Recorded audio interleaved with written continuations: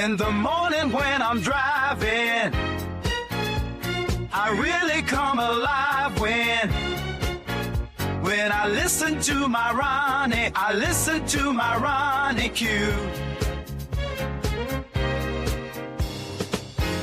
They are rare and they are few who can compare with RonyiQ. So grab a chair, she's coming through. She's on the air, it's time for RonyiQ.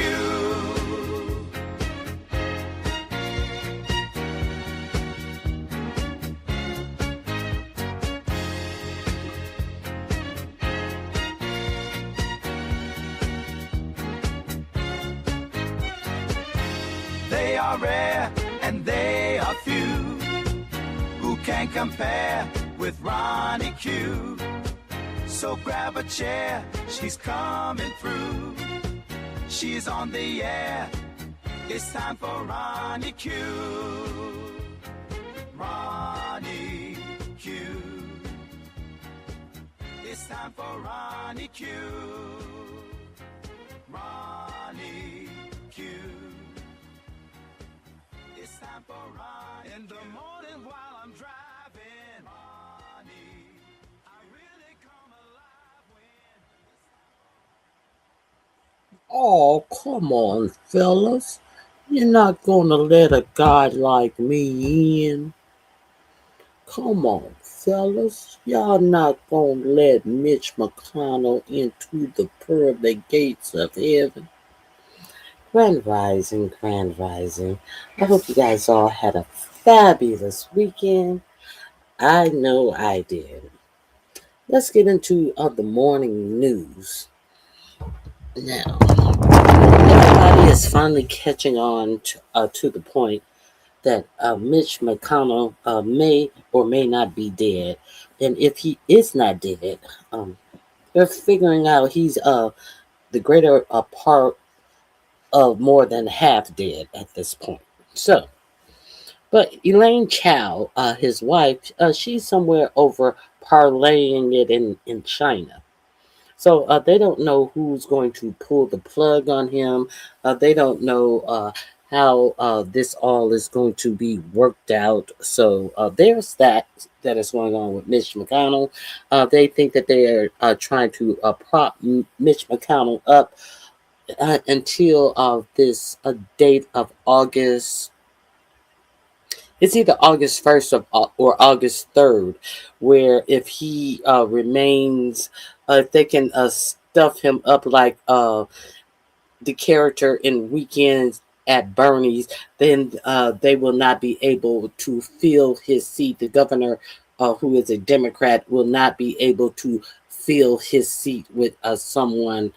So, we remember there was also a Texas Democrat who was missing in action, and she was in a whole Alzheimer's memory care, a nursing home for 6 or 7 months, and they left her office up and running with staff and all of that.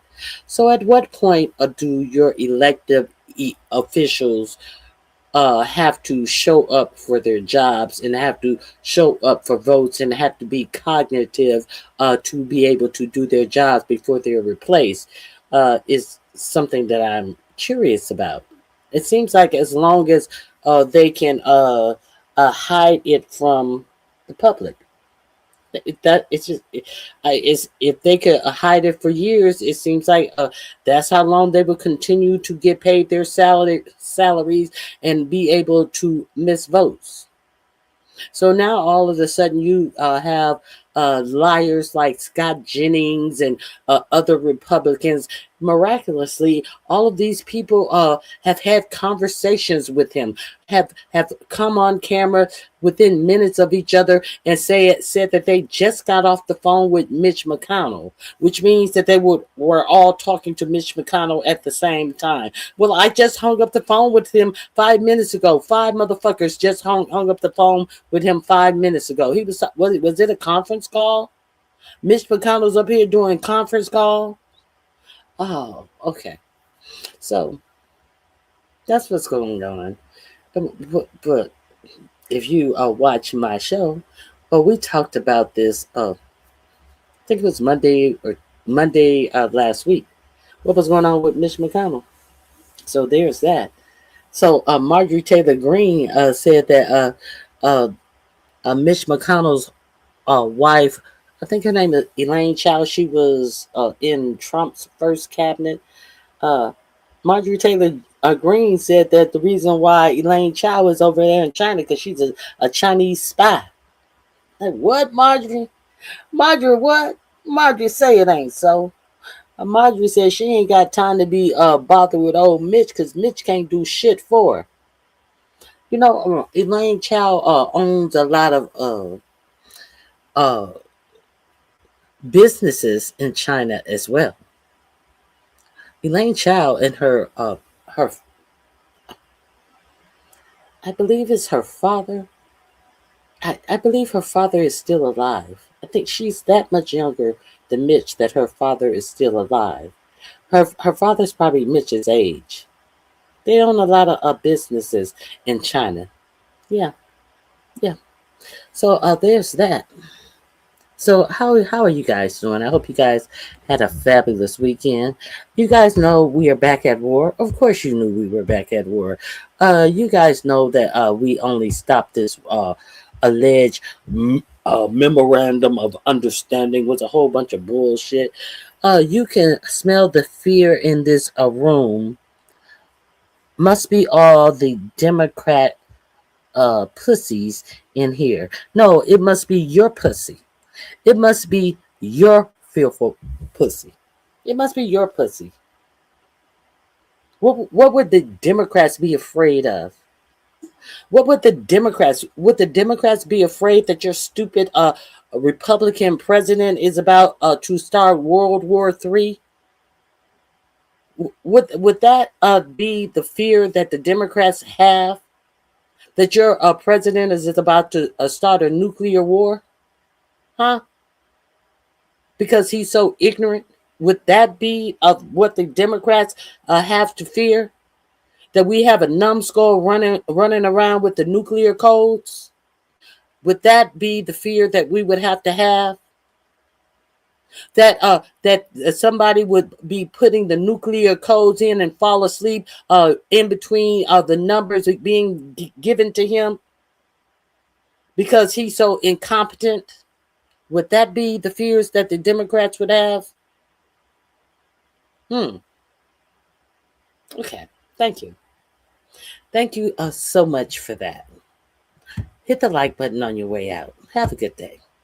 Okay, so let's see what else we're going to talk about. We're back at full on war. Now, if you have been over here with me, we talked about how our military is going to be combined with the Israeli military. Isn't that interesting? Isn't it interesting how it had been decided by your president that our military was going to be sharing all of its capabilities and information with the Israeli military? Isn't that interesting?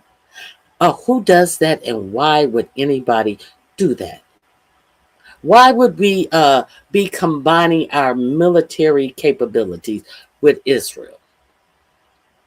Now it seems like there's a little hiccup. Now it seems like Benjamin Netanyahu has the total and complete audacity to come out with a frown on his face as if he's mad at the United States for some incompetent decision once again that your president has made. Your president has went over to NATO and has said that he will be selling what's it F1 F I think it's these stealth fighter jets to Erdogan, and that has Benjamin in Turkey.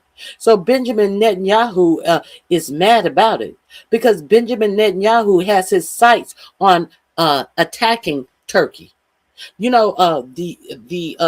I'm gonna attack every country in this region. So Turkey was Benjamin Netanyahu's next attack site. So Benjamin Netanyahu was like, "How dare you? How dare you? You were supposed to be fighting. You were supposed to be fighting Iran as I wreak havoc in the region and go fighting other nations. And your American soldiers were supposed to be giving up their lives fighting Iran as I wreak havoc and take land in the Middle East. Didn't you know the plan, stupid? And you mean to tell me you're going to give Turkey some fighter jets that may cost the lives of our IDF soldiers, and we're not just going to go in and take land in the Middle East like we've been doing all along? It's supposed to be American soldiers dying for our folly, not our IDF soldiers. What is wrong with you, Trump? Don't you know the plan? So it seems like Benjamin Netanyahu has the audacity to be mad that he's dealing with a fool who has decided to lift sanctions on Turkey as well. Well, they've done some good things here recently, and I'm going to lift some of their sanctions. But he has repealed the ability for Iran to sell their oil. Why did he repeal their ability to sell their oil? Because they struck some ships that were going through the Strait of Hormuz. And he said that, they did something wrong by striking ships that were going through the Strait of Hormuz. But I thought that striking ships that were going through the Strait of Hormuz was in the Memorandum of Understanding. It is. It absolutely is in the Memorandum of Understanding. But now all of a sudden we're supposed to pretend like, oh, they did something they weren't supposed to do. They struck these ships that had the audacity to go against the Memorandum of Understanding. See, because we're supposed to pretend like the Memorandum of Understanding is all of this mealy-mouth, mush-mouth bullshit that they say and readjust and re-lie and lie and re-lie and say and re-say and present and represent. We're supposed to pretend like this is what is in the Memorandum of Understanding, not what is actually written in the Memorandum of Understanding. We're not supposed to understand what is supposed to be understood in the Memorandum of Understanding. No, we are supposed to accept this this lie and conjecture of bullshit that is given up to us. What is in this Memorandum of Understanding? No, we read what is in there, and this is what was presented as a Memorandum of Understanding, until further negotiations have been done, which there have been no further negotiations. So this is where we are. We understand that. But now all of a sudden, we're the ceasefire is over.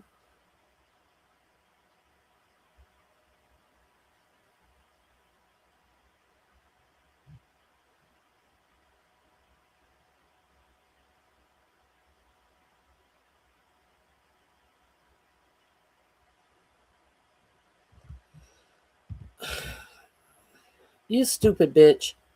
Stay on topic. Who's talking about Mexicans? Stay your stupid ass on topic or get the fuck out of my chat with this dumb shit. Goodbye. The fuck you talking about? Stay on topic or get the fuck out of my chat. Talk about the actual topic. Why can't your American ass talk about the American shit that I'm talking about? Ain't nobody talking about no motherfucking Mexicans. I'm talking about you dumb Americans. How come you dumb Americans can't talk about the topic that I'm talking about? Mexicans ain't got shit to do with what I'm talking about. I'm talking about you stupid motherfucking Americans. The love of Trump's life. You uneducated, dumb Americans that fall for this dumb shit all the time. You dummies. That's what I'm talking about. Talk about yourselves. You fucking idiots. I'm talking about you. Anyway. That's what I'm talking about.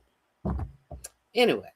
So, we have the dumb Americans out here believing everything this man is saying as he is getting more boots on the ground.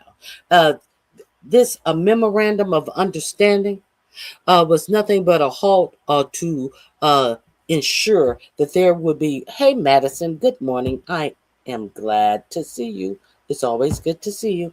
It's nothing but a ruse to get more boots on the grounds, to endanger the lives of more American soldiers. So now all of a sudden he's calling the Iranian scum, and he saw all of that support that the Iranians gave this weekend for those funerals that were given, and he was shocked. Oh, who would have thought that? I didn't know that they were going to get so much support. Yeah, because you were listening to Benjamin Netanyahu lead you around like a little a kept puppy, because you're so stupid. Yeah, you didn't realize that. Yeah, you didn't listen to our intelligence agents. Yeah, you bought in some person that doesn't have intelligence experience, and you have Bill Pulte, who has no experience in intelligence, firing our intelligence agents who have worked their whole career in gathering intelligence, and you have a motherfucking Nepo baby in home building firing them at this moment. Now you want to talk about what you did not know.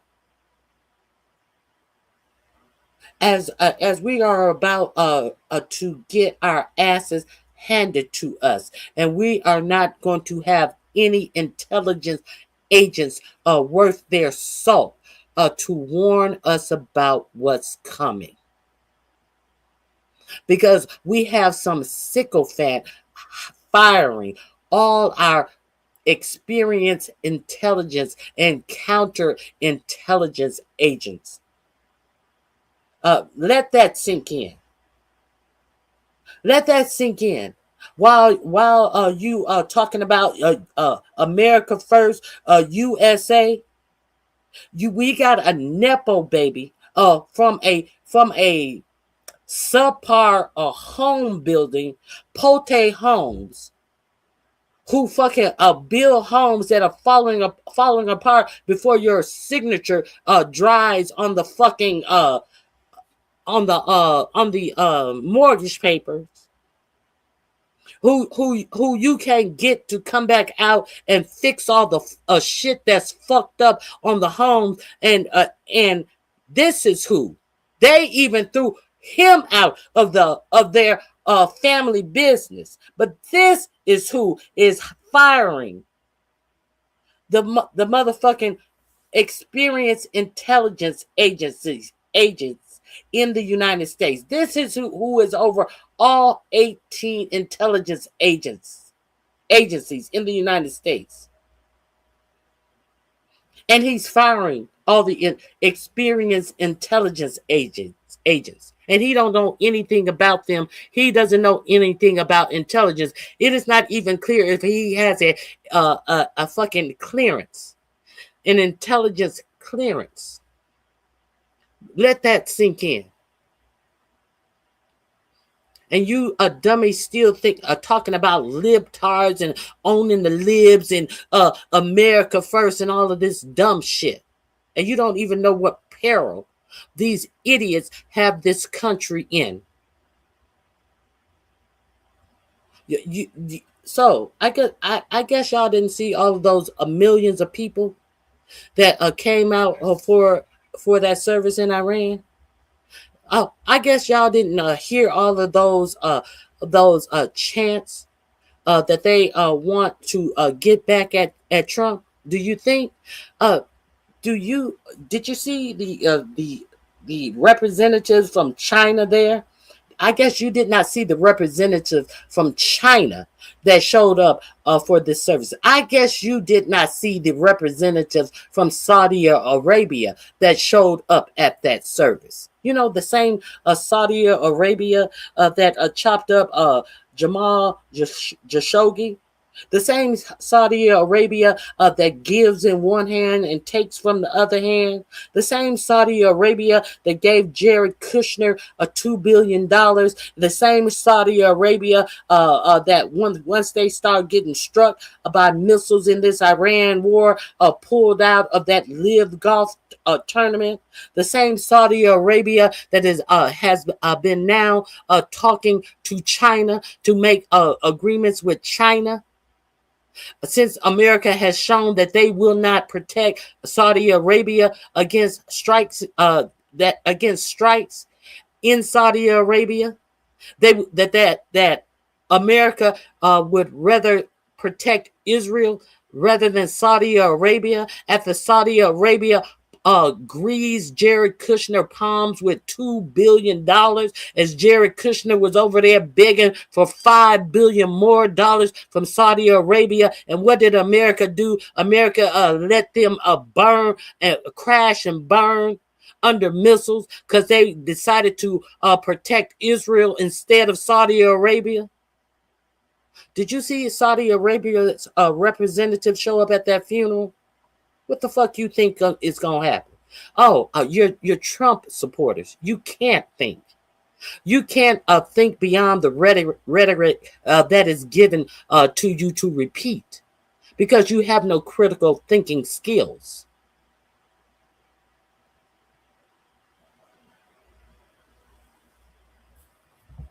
Okay, so there's that. There's that. Okay. So what else are we going to talk about today? Let's get into it. Okay. Here are some of the things that I wanted to get into it with you. Let me share my screen. And let's talk about it.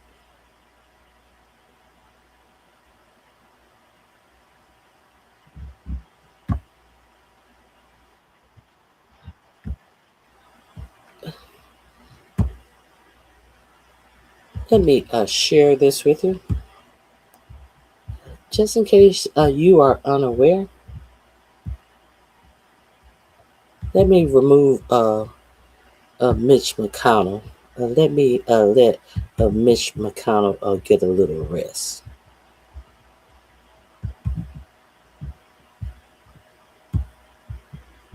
So the war is back on. I hope you have a solar generator. I hope you have something to store some fresh water. I hope you have a medical kit. I hope you have a good medical kit with tourniquets and all of those types of things. I hope you have personal protection equipment and things that will that you can insert in your personal protection apparatuses. I really hope that you have that. I hope you have some small denominations of money on hand. I really hope you have that. I hope you have something that you can store fresh water in. I really hope you have that, because I think a lot of people think that It's just about to be regular times. We're about to go to war.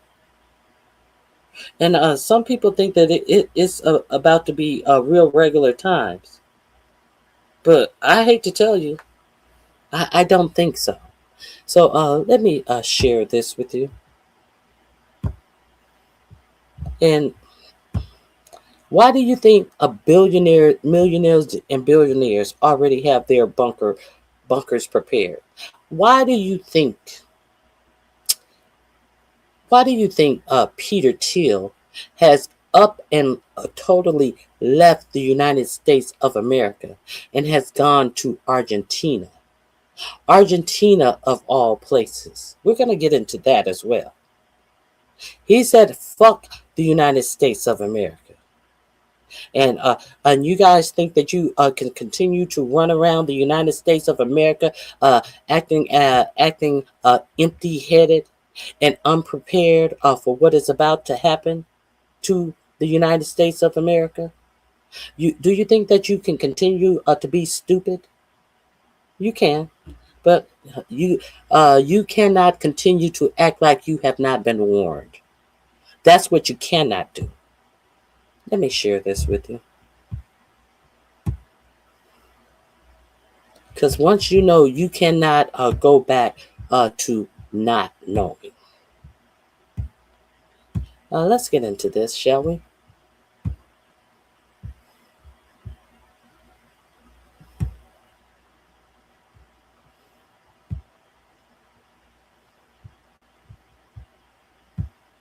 Patch, but things for Washington are not going too well with other Gulf partners. Israel and the United States are going through a rough patch, but things for Washington are not going too well with other Gulf partners either. The US seems to be benching its strategic ally, Saudi Arabia. We've already told you about their growing rift. Donald Trump has repeatedly mocked Saudi Crown Prince Mohammed bin Salman, MBS, only to get ghosted in return. Riyadh has not responded or engaged with any of Trump's comments, which seems to have infuriated the US president even further. As per reports, the United States now wants to withdraw its troops from Saudi Arabia. The Pentagon plans to remove all 2,300 troops. This includes air defense systems and fighter jets. Their PR spin on it is being called a global posture review. That's just diplomatic euphemism for temper tantrums. Let's be real. Trump seems to be furious with the Saudi Crown Prince. Why else would he mock him openly? Not once, but thrice since the Iran war began. During the war, Saudi Arabia denied the United States from using its air bases to bomb Iran. And Trump, as you can imagine, did not like that. In June, the US president said America had every right to use those bases and that the Saudi kingdom could not stop them. Listen to this. Spoke to the Crown Prince of Saudi Arabia a number of times. They're all so happy that they're still, you have to have them happy too, you know. We're using their airports. Not that they could stop us if we didn't want them to, but it'd be nice that I went to get that little. Now, here's what really happened. Trump started a war that MBS didn't sign up for. And during the fighting, Saudi Arabia was caught in the crossfire. Their civilian airports were shut down. Foreign investors fled the country. And most importantly, their oil exports were stuck in the Strait of Hormuz. Now, oil is Saudi Arabia's liquid gold. Oil exports make up around 40% of their economy. It is estimated that the Iran war cost Saudi Arabia at least $130 billion. The price for a war they did not even start. As the fighting dragged on, the rift between Washington and Riyadh grew. MBS basically told Trump, you lit the fire, you navigate the smoke. Saudi Arabia closed down its air bases for American offensive use, but they were kept operational for emergencies.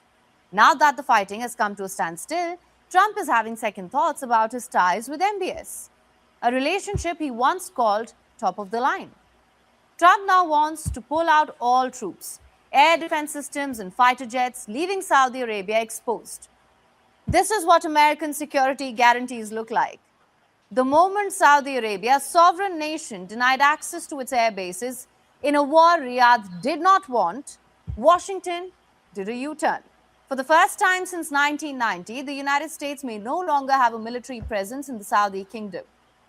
The American guarantees go back almost 36 years. But all it took was a firm no from Trump's favorite Gulf monarch for the guarantees to disappear. That is the level of maturity at which the White House operates these days. To top it off, US Secretary of State Marco Rubio completed his Gulf visit last week. He visited the UAE, Kuwait, and Bahrain. Rubio assured their leaders of American guarantees, but he completely skipped visiting the Saudi kingdom. Instead, Saudi foreign minister had to fly to Bahrain to get a meeting with Rubio. We're not sure if this was a mistake or a calculated move, but it did add salt to the wounds. Trump thinks that by threatening troop withdrawal, he is cornering the Saudi kingdom. In reality, the US needs Saudi Arabia, not the other way around. If MBS demands that America withdraw its troops, it would lead to the collapse of the entire American presence in the region. Now, most of the American troops are stationed in Kuwait. More than 13,000 of them, or around 10,000, are posted in Qatar. There are about 9,000 in Bahrain, more than 3,000 in the UAE. Saudi Arabia hosts the smallest American contingent, that is 2,300 troops. But the entire logistical chain passes through Riyadh, not to mention the vast airspace needed for flying in and out of the region. If Saudi Arabia is out of the picture, it could create a domino effect, and we're already seeing the first signs. The UAE, Qatar, Kuwait, and Bahrain have already put their foot down. Their bases can no longer be used by the United States if the Iran war resumes. Trump wanted to show Saudi Arabia who's the boss. Instead, he is getting an eviction notice from the Gulf. First Post reports from the world's second largest continent. Hello, I'm Alison LaGrange. A very warm welcome from Durban, South Africa. We get you the news and the newsmakers from Africa.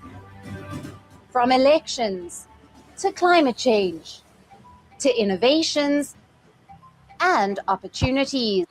I think that's it. Yeah, that's it. Okay, so there's that. Let me go here.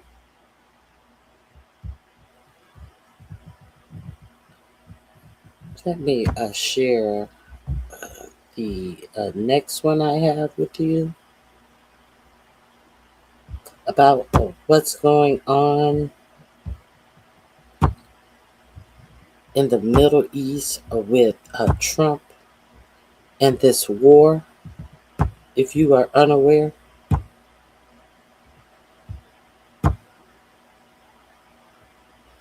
Israeli slave Donald Trump appears to have angered his terrorist master Benjamin Netanyahu by hinting at providing F-35 fighter jets to Turkey.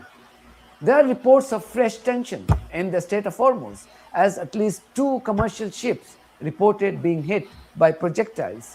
Iran says it wasn't behind these attacks.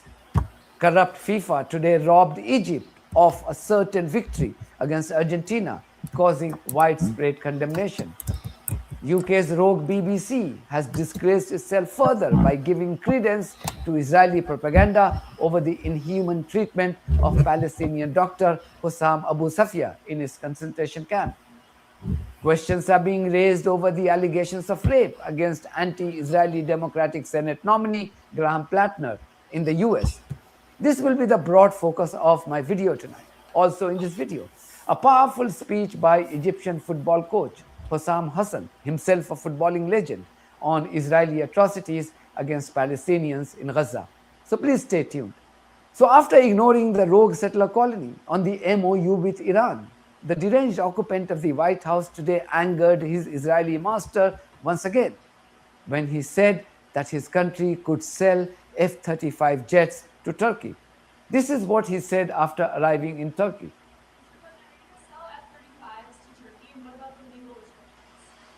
Well, it's a decision we're going to make. We have a very good relationship. I would think that many people, I can tell you, many people, including the people sitting right here, thinks, why wouldn't we do that? We have a better relationship with Turkey, and Turkey's been in many ways much more loyal than other countries that we think would be loyal. So, yeah, it's something certainly we would consider. It's a great plane. It's the best, currently the best plane by far. And it's certainly something we will consider, yeah. Not just this, he also announced the lifting of economic and defense sanctions against Turkey. I can tell you, we're going to be taking the sanctions off. Okay? I don't want him to waste his time answering that question because we're working very closely with Marco Rubio, a very famous man, great Secretary of State, and with Scott Bessent and with Pete and everybody else. We're going to be taking the sanctions off. It's time to do that. Okay? They had no idea this numbnut was going to make either of these announcements. This very transactional person who cares about nothing but what is going to fill his own personal coffers and the coffers of his own family, who cares nothing about national diplomacy. He only cares about what somebody says that he can get out of giving different nations warplanes and access to our military intelligence. Why did I say this? Let me tell you why this is important. Why it is important that they should not have been able to get this fighter jet, because Turkey has bought a missile defense system from Russia. And with them purchasing this missile defense system from Russia, that would allow them to then understand and lift all of the intelligence that has gone into this creating this fighter jet. That is why it is important that they don't sell this plane to Turkey.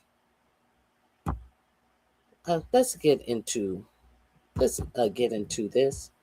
But your president sits up here, and one of America's most.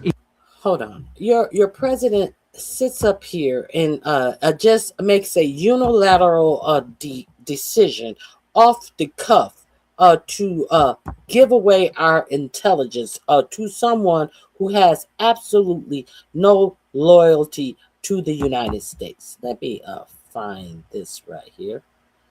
I think it's sort of sung Erdogan's praises for one reason or another, but that shouldn't essentially get in the way. Hold on. Is it here? Is it? I think it's here. Hold on 1 second.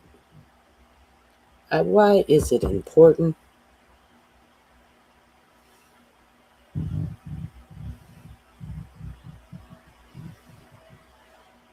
I think it's right here. Of the FDD's Turkey program. Dr. JD, thanks so much for coming back on. Thank you for having me. Great to be back. President Donald Trump is in Turkey for the NATO summit, and he had a bilateral meeting with Turkish President Erdogan.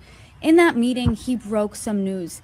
He announced that he's lifting sanctions on Turkey, and he is certainly considering selling the country F-35s. And as a reminder, Turkey was banned from the fighter jet program back in 2019, President Trump's first term, because it bought a Russian air defense system. So to start off the conversation, what do you make of President Trump's comments? Well, they're certainly unexpected, and I think it's causing some consternation and some reflections in Washington across both major parties. Like you said, and based on our previous conversations, there are actually impediments and real problems with bringing Turkey back into the F-35 program. And just for our viewers out there, the F-35, obviously, for us, is the crown jewel of the U.S.'s air fighting capability. It is a fifth-generation stealth fighter, and it has some pretty advanced capabilities. So long story short, this capability is usually shared with our most trusted and reliable partners and allies, and Turkey once was one of those. But as we also noted, it was removed from the program in 2019 precisely because Turkey purchased an air defense system from the Russians. And the problem that presented the first Trump administration is essentially this. If the F-35 platform is operated side by side with this Russian defense system that Turkey acquired, then the Russians are able to collect sensitive data on the F-35 stealth capabilities, its other capabilities that are relatively proprietary and very sort of secretive. And if we remember the Iran war recently, the Israelis were able to operate deep inside of Iranian territory without their F-35s even being seen. And the problem that Turkey has is like, we cannot afford to have the F-35's capabilities stolen. To that point, that Okay. Somebody said, we don't need the Saudis. Who said we needed the Saudis? Who said we needed the Saudis? It is peculiar that you think that I think we need the Saudis, but you have no qualm about Jared Kushner's over there getting $2 billion from the Saudis after the Saudis were the ones who were complicit in blowing up the Twin Towers. And now the Saudis are the ones who are over your president is over there creating deals for golf courses and big resorts and all of this. And Jared Kushner, after he got $2 billion from the Saudis for his personal business, he was then over there asking the Saudis for $5 billion more. So it's strange how you think that I think that we need the Saudis. No, it's not the we as in the United States need the Saudis, because what did the United States get from the Saudis except for a whole lot of United States citizens are blown up in the World Trade Center? What did the we as in the president and his family get from the Saudis? What did that we get from the Saudis? Are you stupid? You're not in a dumb place. You may be the dummy, but I'm not the dummy. What did that we get from the Saudis? And why are we, the Americans, exposed to the Saudis in the first place?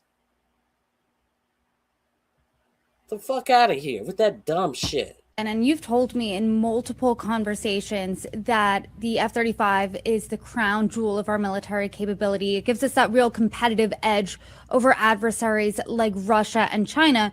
So why would we give our F-35s to Turkey if they still have that Russian air defense system?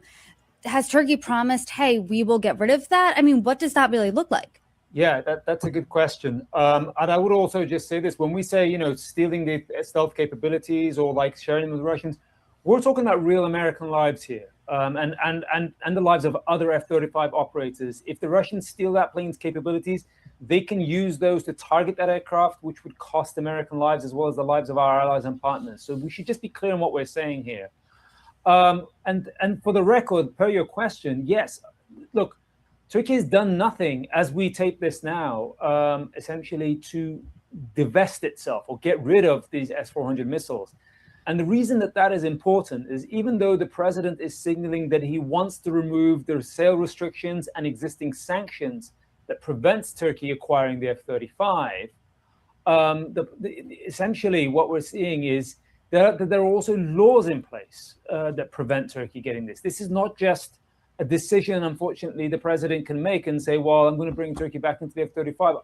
That's going to get significant resistance, and that's going to run afoul of existing U.S. laws.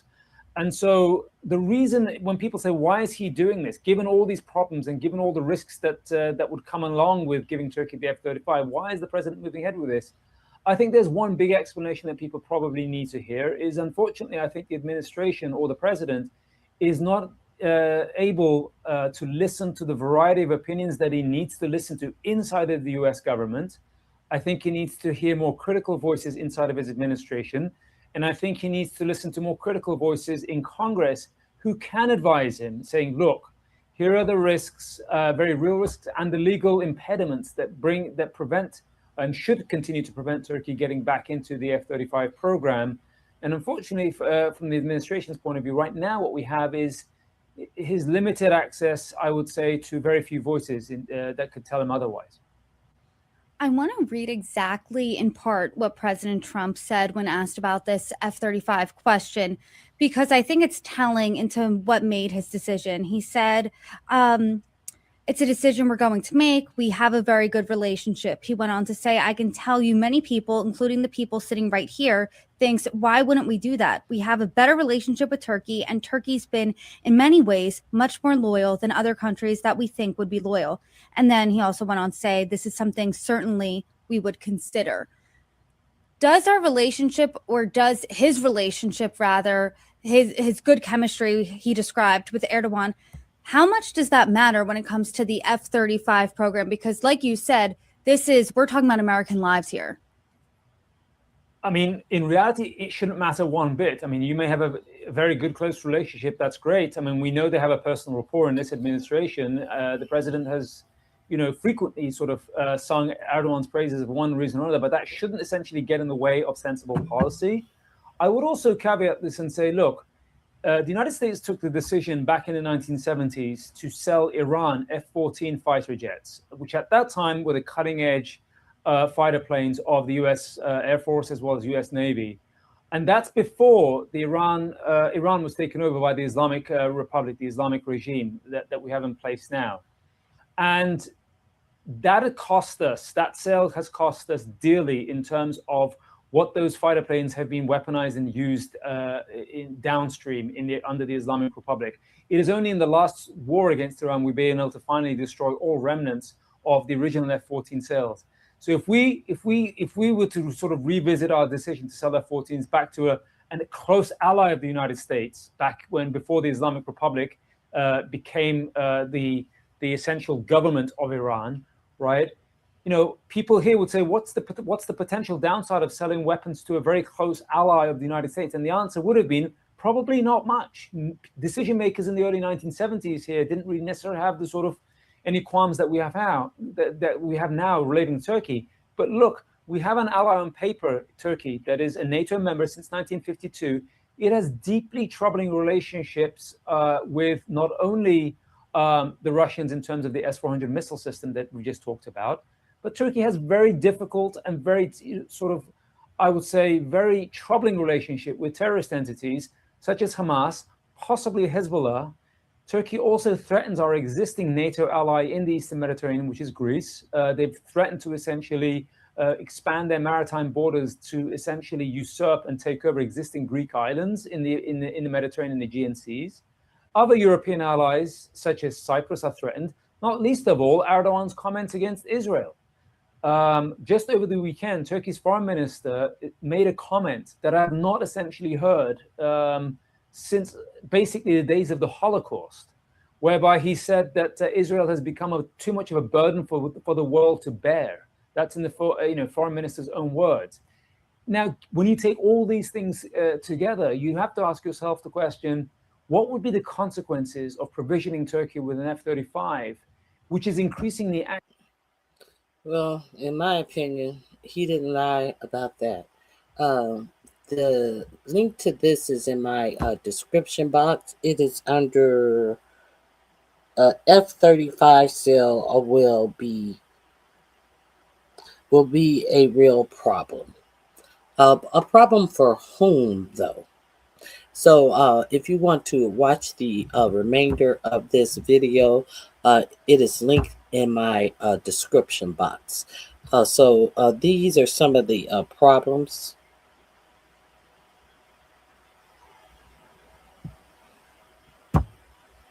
I want to start on these F-35 jets because it's quite a demonstration of just how close the US and Turkey have become during this Trump administration. I just want you and our viewers to have a listen to my exchange with President Erdogan back in 2023. Have a listen. During the Trump presidency, the U.S. had a wrong approach regarding the S-400s. Why? If we are a free democratic country taking part in a liberal global market, if I cannot purchase the defense system from the US, then it's the US that pushes us to buy a different system from a different country. We couldn't purchase those systems from the United States. That's why I bought the equivalent from Russia. And when the F-35s were not delivered to us, we were very upset because we are NATO allies. Turkey is one of the most significant members of NATO. That's when we started looking at the alternatives. When we saw the attitude of the Americans about the F-35s, we told them to at least provide us F-16s and the necessary parts so we continue our relations in a determined manner. There are some positive developments in that regard. I hope that these positive developments will continue. So I just wanted our viewers to hear that, because I think it's important, as I ask you to unpack for us the significance then of Donald Trump sort of going back on his own ban from his first term, and why it is that you believe he has taken the position that he has now. Well, the short answer, Becky, is he needs Erdogan now more than he did in the first term. And yet those same concerns, the reason why we pulled back from selling F-35s to Ankara was because Ankara was pursuing this Russian radar technology, and it had the possibility of undermining the entire advantage that the F-35 used across the NATO alliance had. It made us more vulnerable. There's no indication, Becky, that Erdogan has decided to give up those Russian systems, to forego any future similar purchases that could endanger the F-35 program. So this is a major, major vulnerability, not just for the U.S., but for all of our NATO allies. It's a bizarre way to start a NATO summit by saying that we're going to take one of the most significant military systems that we have and essentially hand the details over to Moscow.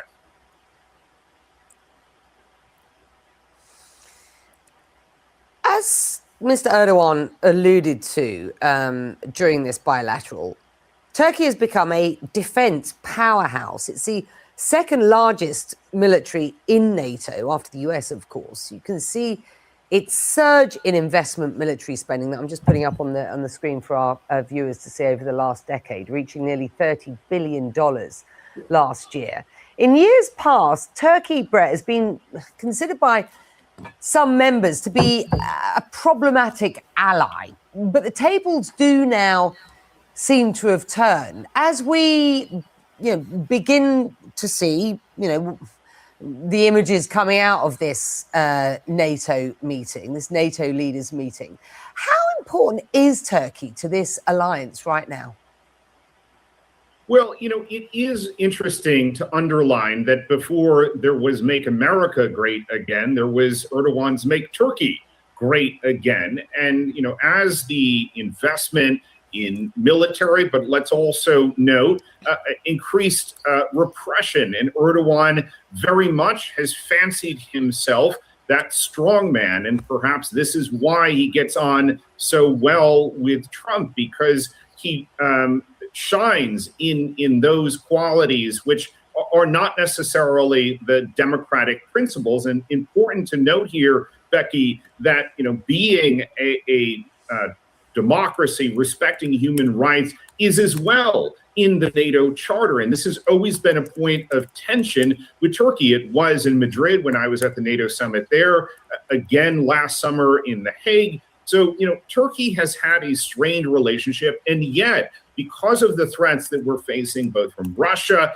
as well as now Iran, Turkey has become a more indispensable partner. And so it's given Erdogan more leverage. But I come back to the point of the F-35. We're ceding this ground to him without necessarily getting very much in return. And as a recovering diplomat, for me, that's just, dumb diplomacy. We're dealing with a dumb president. Of course it's dumb diplomacy. Mr. Netanyahu's view. He says that this really would upset the regional balance that sort of is underpinned right now with Israeli air superiority. That has always been sort of a policy of the United States. He says that Turkey is a threat to Greece, to Cyprus, and to the state of Israel. Is he right? Is Prime Minister Netanyahu right? Or do you think the president should lift the sanctions and perhaps there's a workaround to the sale of those F-35s? Well, both things can be correct here. Ambassador Jeffries has got just... I don't want to hear from you. I don't want to hear from you. Who are you? I don't care. I don't care.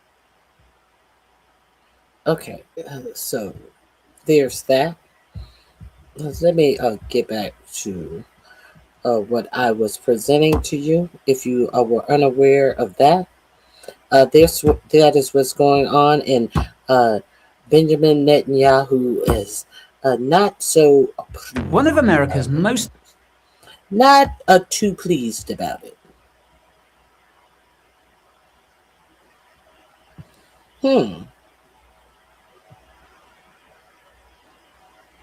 China is about to pop the AI bubble. Is it? Really? Well, I knew it was going to pop soon. Now, America wants you to believe that this AI bubble is invincible, like it is something real.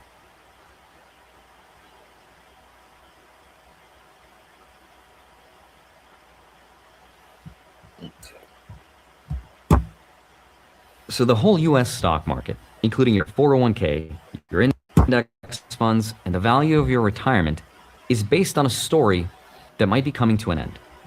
You mentioned earlier the dot-com bubble. Are we doing dot-com bubble 2.0 right now? Oh, this is much bigger. The AI build-out relative to the TMT build-out of 99, 2000 is multiples, even as a percent of the economy. Okay, so one of the big reasons why the stock market is being held up right now is because there's a story that American companies are going to make trillions of dollars in profits forever because the world will be forced to use America's technology. You have a lot of data that you look at. Do you think China is getting better at AI? How is the gap narrowing? There are two relevant tech centers, and 2.5. America, China, Israel. Those are the tech centers. China AI, in my opinion, is leaps and bounds further ahead than Americans' AI. And this is the thing that they are trying to keep quiet about, because they know that China has far surpassed American AI. As they try to sell you on these advanced chips that America has, I don't believe the hype. Do not believe the hype. That's why American AI, that's why they are putting so much money in. And this is why they have decided to go in and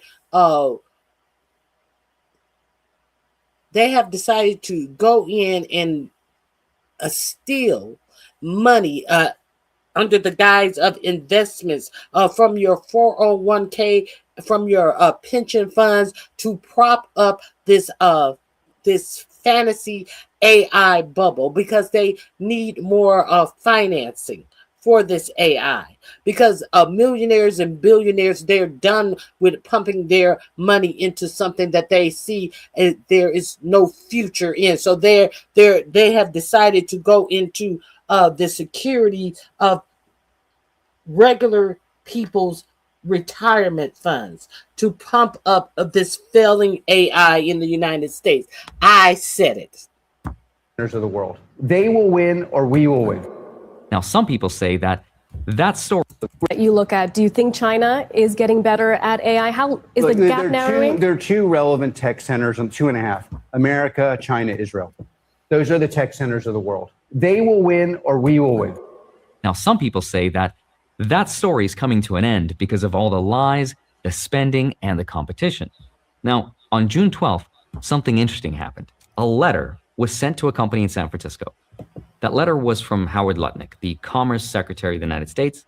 And by the end of the night, the most advanced AI in the world was shut down. Anthropic, which is the company behind Claude, was ordered to cut off 2 of its most powerful AI models from every foreign national in the world. Not just China, by the way. That order included countries like France, Germany, Japan, and even Anthropic's employees, if they weren't American citizens. They were also locked out. Now, 4 days after that letter, France fires Palantir. The French prime minister said that we can't depend on partners who are capable of turning off the tap. But Germany already walked away. Spain told its companies to stop signing deals. The same goes for Britain. And it's because the world found out that it has a choice. And the choice is literally 7.5 times cheaper. Because while America is spending $1 trillion a year building AI, which is 3% of the whole US economy, China is spending a fraction of that and giving it away virtually for free.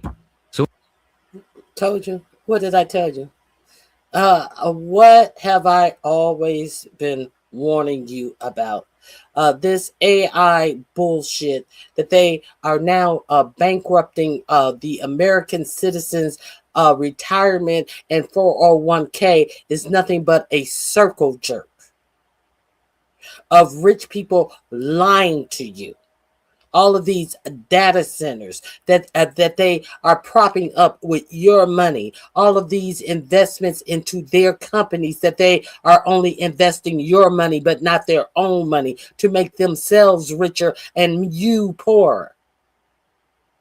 To only try to sell information to you. And if you don't have enough information to buy this AI information, you will not get the best AI information whenever they get it fleshed out based upon how much you can purchase after you have been the one who have set up the success of this business.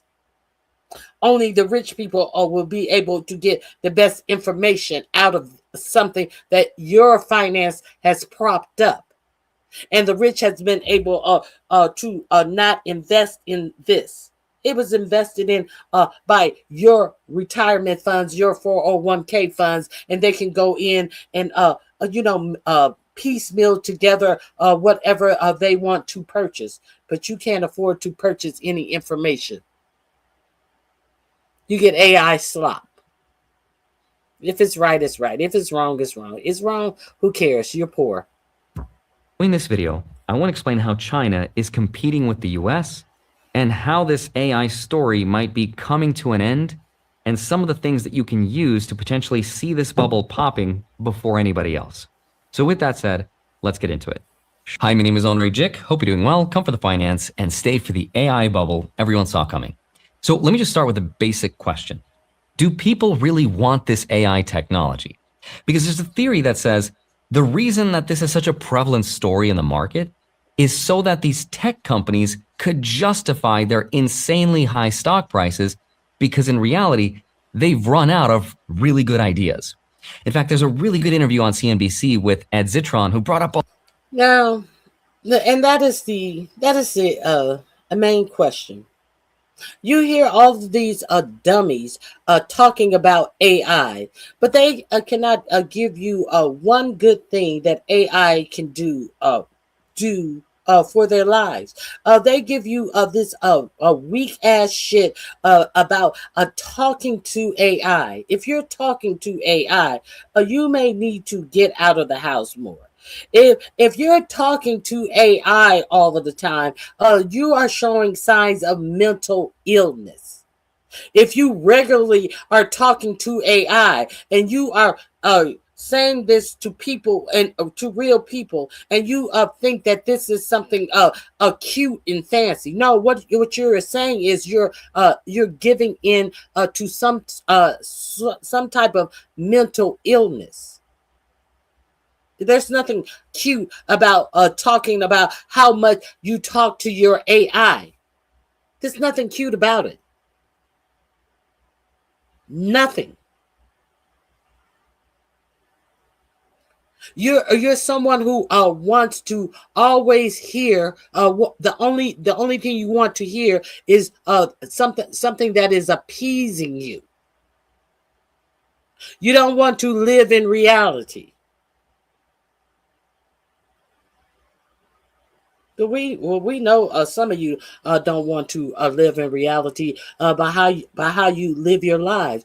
You will live your life as a fraud to not live in reality. You will put the lives of other people in danger to not live in your reality, and try to make believe that is a fine and dandy to put the lives of others in danger because you want to hide who you really are, because you're too much of a fucking punk to live your life out loud, as you try to act as if you're living your life out loud, but you're too scared to live your life out loud. When the rubber meets the road, now you want to hide who you really are, but you'll put someone else's life in danger. Let's continue. A lot of really great points. But fundamentally, large language models are not the future. The only reason big tech is investing in this is that they've run out of hypergrowth ideas. They don't have a next iPhone. They don't have a new Google search. So they've put over $1 trillion with trillions more to come into a kind of a dead-end industry, because when that ends, they'll have to admit that they don't have anything else. Now, throughout the video, I'm going to show you more clips from that dead-end industry. They tell you they're going to take all your jobs, and dummies continue to clamor for it. And usually the dummies whose jobs can be taken by it the most are the ones who are clamoring for it the most. Those are the dummies who clamor for AI the most. The useless dummies whose jobs can be taken by it first. That's the kicker of it. Because they want everyone else who works with their hands to believe that they are less than. When motherfucker, you are the less than motherfucker whose jobs could be taken first by AI, because you're useless. Your thoughts and your ideas are useless. We know your thoughts and ideas are useless because you talk about how you go to AI to do your jobs at work. To prompt your work via using AI. If you're saying that you use AI to do your job, we understand that you are useless in your job. See, a motherfucker who is doing a honest day's work with their hands, with their bodies. See, they're not useless. You're the useless one. But you want to pretend like you are some subpar motherfuckers. Above board motherfuckers. When you're the useless motherfuckers. Let's continue. Interview, but there was also an interview with Alex Karp, who is the CEO of Palantir, which, if you don't know, is the company that works closely with the government and pretty much every three-letter agency in the world. And Alex also brings up the fact that nobody really trusts AI right now. Who owns the data? Where is it cached? Are the prompts secure? Is this being transferred to you? Are you being okay, if it was so valuable, let's say I can make you $1 billion tomorrow. Wouldn't I say, I'll make you $1 billion and I want 30%? Why are they charging for tokens if it's so valuable? He is saying, if the promise of AI is as good as they are marketing it to be in its current form, they would not be charging us for tokens. Instead, they'd be charging us for building a $1 billion business idea where they would take 30% of the revenue. Because think about how you pay for anything in business. You pay a lawyer to win a court case. You pay a contractor to remodel your house. The price you pay is attached to a specific result. Now, AI companies do not work that way. They charge us per what's called token usage. Now, a token is basically a word. Every word the AI reads and every word it writes for you, we pay for that. Whether the answer was good or was really bad. And Alex Karp is basically saying, why would they price their business that way? Why wouldn't OpenAI, ChatGPT, just say, only pay me when it works? If we create a good idea for you, give us a cut of your income. But I'm telling you, in this country, at every single enterprise I deal with. These people are livid. They're like, I am paying for tokens that create no value. These people are stealing the weights and alpha of my business, and they're creating a wealth tax that does not help the poor. It just punishes, starts with the billionaires. Every single person at this table is going to be paying a wealth tax only to punish us. If they were confident that this thing created this value, that would be the easiest sales pitch in history. Pay us nothing unless we make you money and unless we build you $1 billion idea. But they can't offer that because these models do what's called hallucinate, right? This is where they confidently make things up. And nobody, including the people who built them, could tell you when or really why it happens. Right? No one's been able to figure out how to fix it completely. You'll notice that both Anthropic CEO Dario Amodei and Sam Altman have both said, we can't wait to see what you build with this.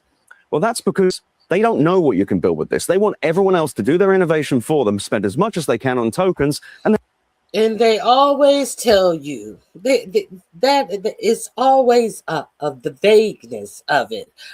Everybody can be an entrepreneur. This is going to set you up, and you can go out and do whatever hobby you can. There's nothing. Everything is all of this vagueness of this greatness that everybody can be. With all of the mistakes that is in everything that is done with this AI. But you're supposed to go out and be vague as you continue to have to train their AI, as you are the one who has to go in and correct their AI to make it even be accurate. All of the mistakes that are in AI, you are the one. The only thing that you are doing well when you correct AI is you're making their product better.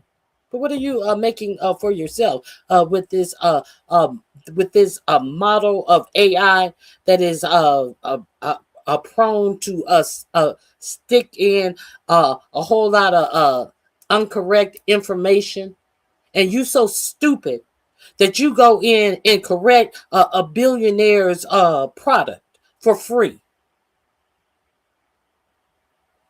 But what do you get out of it? What do you get out of correcting a billionaire's product for free? You get nothing out of it. They want to charge you. They want to tell you that they're doing something for you. and take whatever's left, except they lose too much money for that strategy to actually work. And that puts every corporation in America in a very awkward situation. Because let's say you're the CEO of a corporation, right? You just spent $50 million on AI this year. So your board of directors asks you a question. They're like, what did we get for this $50 million we just spent? What's the ROI? And you're like, I don't know, right? We don't have a number. Nobody has a number. Corporate America is paying subscription fees on a technology whose outcome we cannot measure.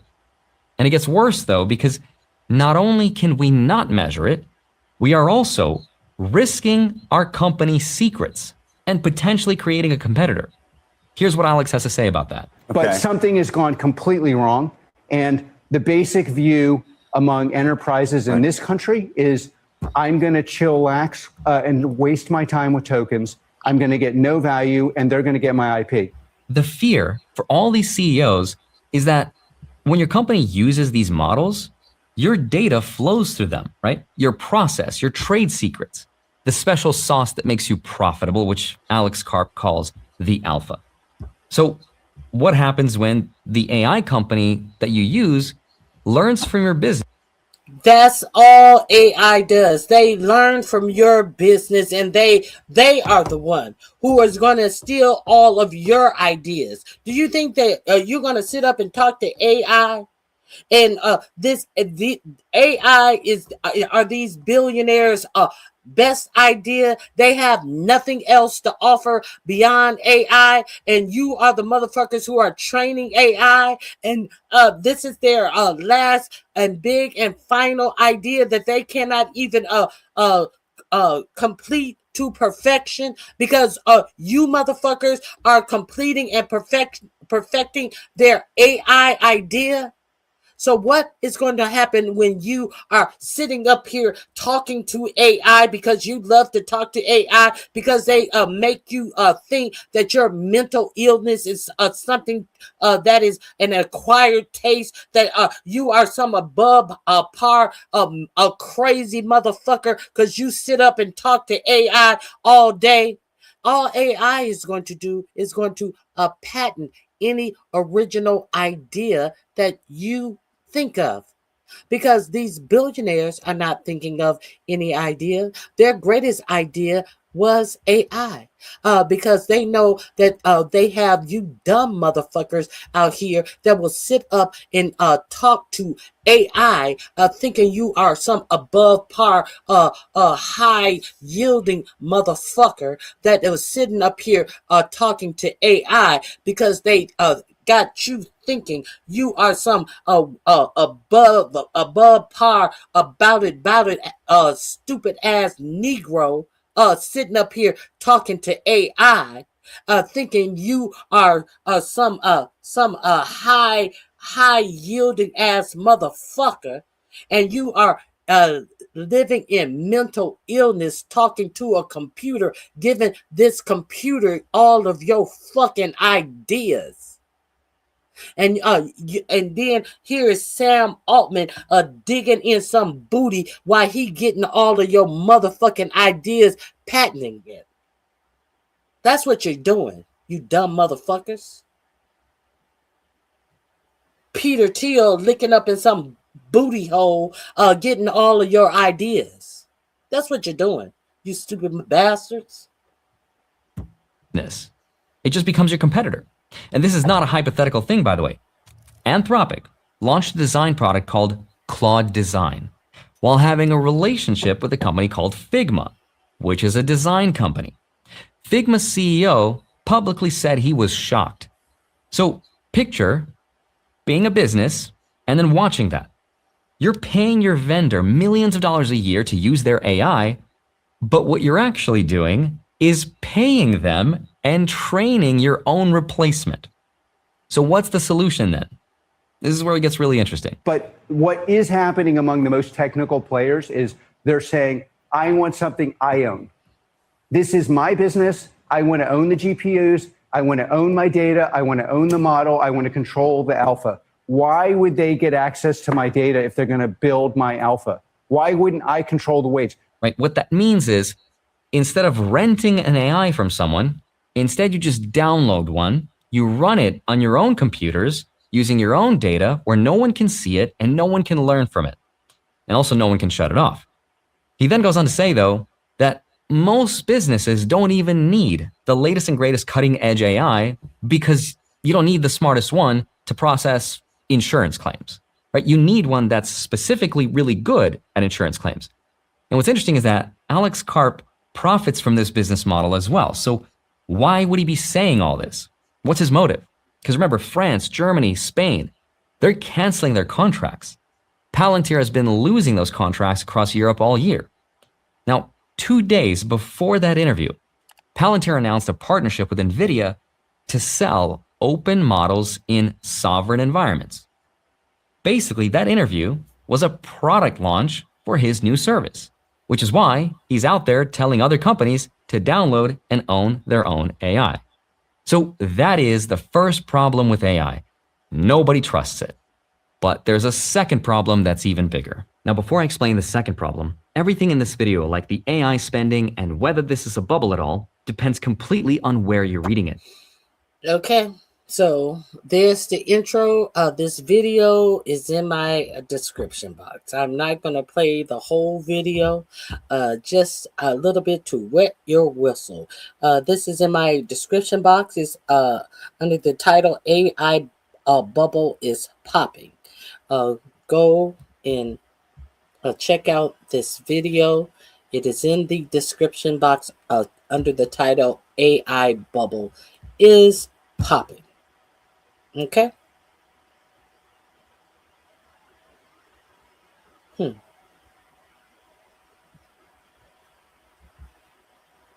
Big AI is terrified. What is this? Did you know that AI image generators default to dark skin for criminals and too light skin for CEOs, that's not an accident. Artificial intelligence isn't neutral. You may think that it's a part of the bigger technology world and that makes it somewhat more reliable or maybe just more scientific. And yet the reality is biases get baked into these programs. Biases gets baked into AI, and now AI is booming.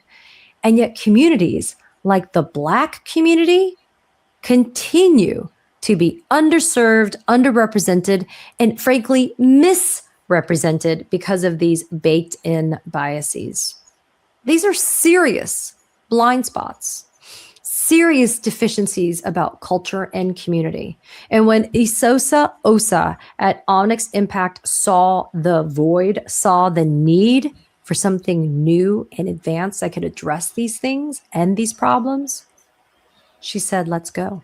And that's exactly what's happened. I invited her here at Katie Fang News to talk about this incredible new AI chat assistant called Aisha. And let me tell you, it has so many downloads, so many users, and it's only been out for a week. And it is also thoughtful about environmental impacts. It's thoughtful about how we need to ensure that communities of color don't remain marginalized and don't remain underrepresented. Take a listen, because I know you'll be excited with this news. I'm so excited to be having this conversation with Isosa Osa, the founder and CEO of Onyx Impact, about Aisha, this amazing new AI chat assistant. Isosa, it's so nice to have you here at Katie Fang News. So wonderful to be here. Really appreciate it. Yeah, listen, before we hit record, I was saying, you know, we're all entitled to complain, which we do. And trust me, I have a gold medal in it. But what's so cool about Aisha is that you saw the need and you did something about it. And I think at a time when a lot of us are struggling to find paths forward, recognizing and identifying the problems, you were like, look, here is the solution. So for folks that are tuning in, let them know about Aisha. Absolutely. So Onyx Impact, our nonprofit that owns Aisha, we're a research, media, and technology organization that's dedicated to amplifying Black voices and protecting Black communities in an era of propaganda.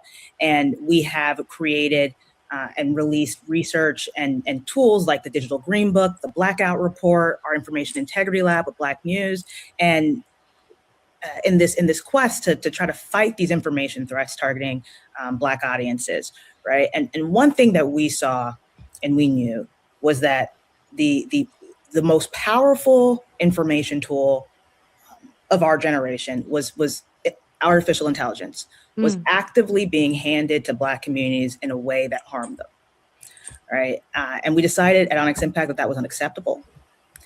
And we decided that we were going to be intentional about building an AI chat assistant that was built for us, right? Aisha.ai that will be better for everyone, right? As a result, it is built on Black history, Black news, Black progress, right?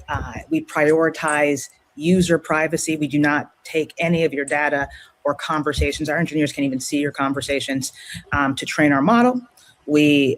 Our data centers are located in Vancouver and Montreal and Toronto, and we chose those cities specifically because they represent the cleanest energy grids in all of North America, right? And so everything is being done with intention. We really highly recommend y'all try Aisha out at Aisha.ai because our engineers have spent over a year building this local proprietary model to be able to provide the communities that AI has left behind with a tool that can work, that is not trying to take their job, but can work for them. Yeah, so I was fascinated because when I was preparing to have this conversation with you and I was reading up, I saw... Okay, so this is interesting. Let's see, what do they concentrate on? Fault, space. And yet when I was reading that, Asosa, I was like, whoa. Like that's just wrong. And yet blind. You think technology is supposed to be this neutral kind of above human fault space. And yet when I was reading that, Asosa, I was like, whoa, Like that's just wrong. And yet think about how many people use ChatGPT, etc., right? Today, even if they don't really understand how this artificial intelligence works, a lot of them, I think, use that and just make an assumption that what gets spit out by that AI generator is true and accurate. And look, that is absolutely correct. And at Onyx Impact, we are misinformation, disinformation experts, right, at our core. And one of the biggest pieces of misinformation that is told is that AI is neutral, that AI is unbiased. AI is technology, and we've always known that technology reflects the values of the folks that built it. It reflects their priorities, it reflects their blind spots, and it reflects their assumptions about whose lives, whose history, and whose language deserve to be centered, right? And when all you have to do is take a cruise through X, and you will see the biases of technology. With all of the white nationalists, all of the hate mongering that is Which is allowed, why he's out there telling other companies to that is download and own their own AI. in technology. So I kind of got off.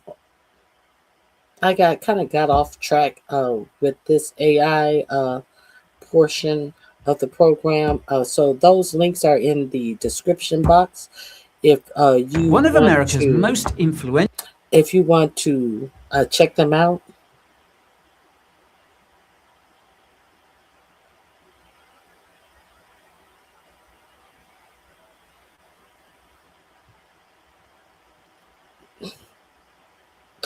Since we're talking about, I gotta go here. Let me see what this is. Alright guys, so the tech war with China is getting nastier by the day, and the US is now facing a problem that has no clean solution available.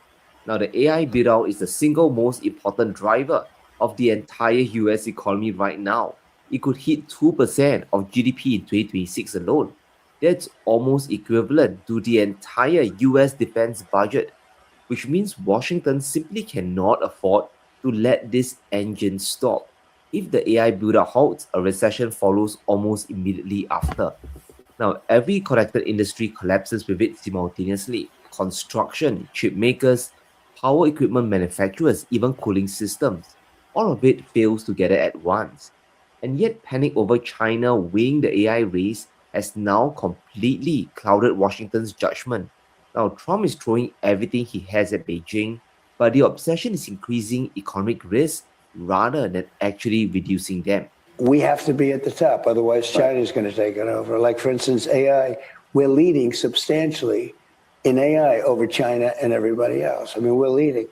When I was with President Xi 3 weeks ago, he greeted me and they said, We know he's lying. We know you're doing great with this AI. We know Xi didn't say that. If Xi thought that, he would never tell you this.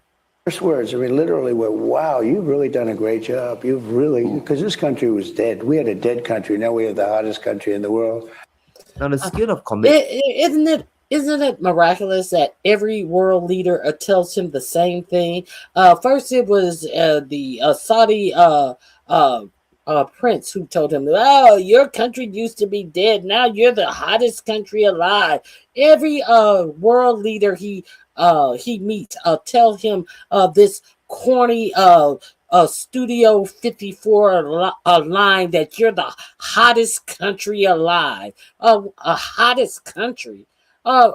Every world leader tells him this catchphrase from 1987, 84 Studio 50, Studio 50. What is it? Studio 54 line. Get the fuck out of here with this dumb shit. Made by US tech companies is now almost incomprehensible to process. Future data center leases have already surpassed $850 billion in total commitments. And these obligations, they're going to start appearing on balance sheets very, very soon. If AI demand collapses before all those leases generates adequate returns, the domino effect is going to be immediate and it's going to be catastrophic for the entire economy. Hyperscalers stop signing new leases, property developers stop building new facilities, GPU demand will just fall sharply across the board. And all those power equipment orders, they're going to dry up completely as well. AI capital expenditure is going to collapse. But investors right now are betting with extraordinary and really dangerous confidence that none of this will actually happen.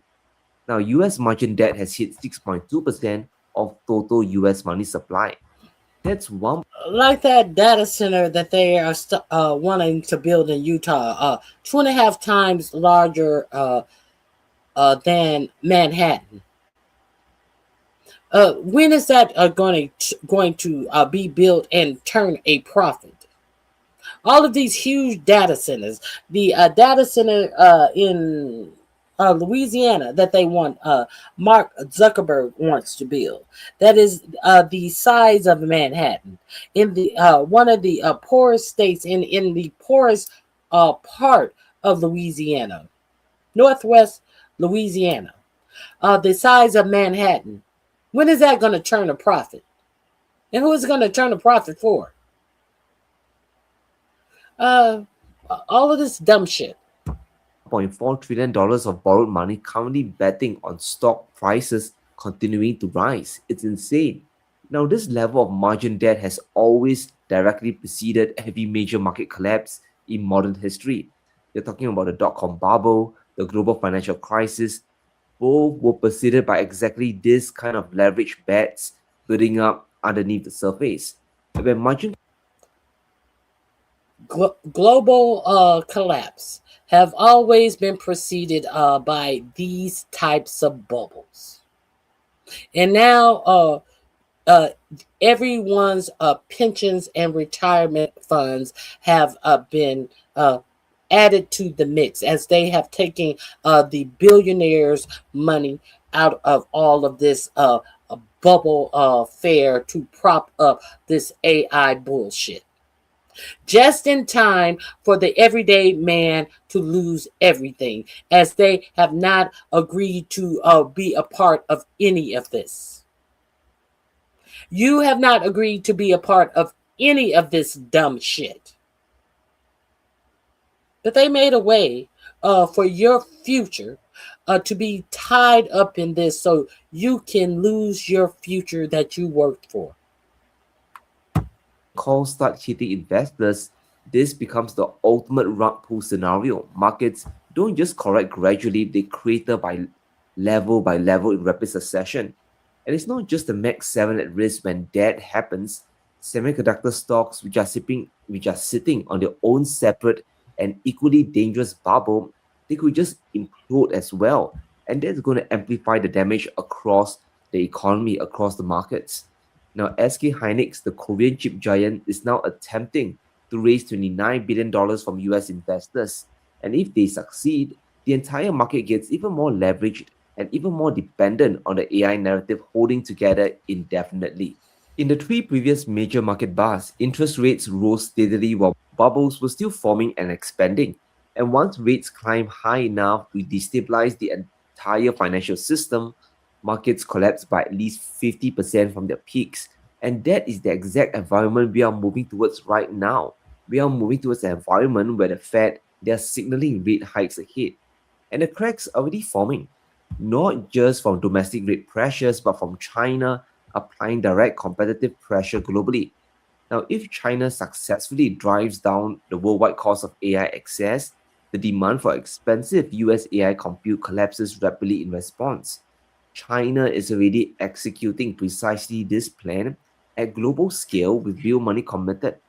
Now, China just announced a $39 billion data center project in Brazil specifically. Now, the facility starts at 200 megawatts of capacity and is going to scale all the way up to a full gigawatt of computing power. It will be filled with servers, advanced networking equipment, and Chinese AI chips. And this single project is not minor or incidental development. It's a strategic declaration. It's not just one Chinese company making this kind of move. Alibaba is also actively considering building or renting data center capacity in Brazil themselves. Now, these moves, they look relatively innocuous on the surface when viewed individually, but collectively, they represent something much more significant. Now, the old assumption that governed the entire AI investment thesis was straightforward. China will build the AI infrastructure exclusively for Chinese domestic consumption. But the US is special. They're going to sell AI compute to the rest of the world commercially. Now, China just challenged that foundational assumption with their $39 billion commitment to Brazil.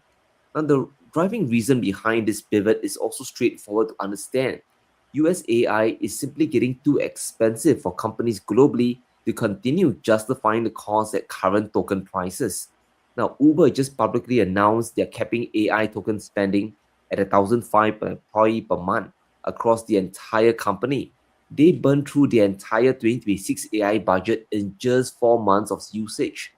Now, companies across Silicon Valley are starting to ration their own AI consumption because the operational cost has become genuinely unsustainable for normal business operations. Yeah, we talked about how Uber in May, they had already burned through their whole 2026 budget for AI. Yes, and there was another company that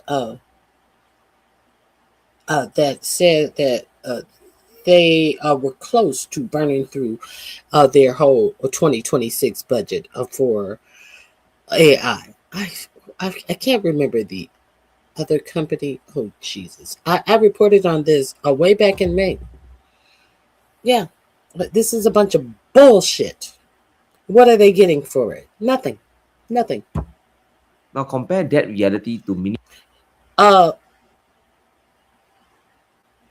Uber actually said that they didn't see where they actually got anything for their money.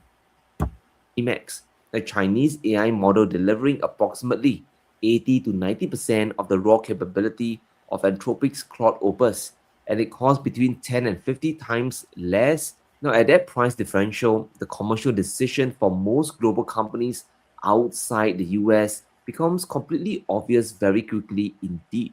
And a big shout out to our sponsor today, Indigo Precious.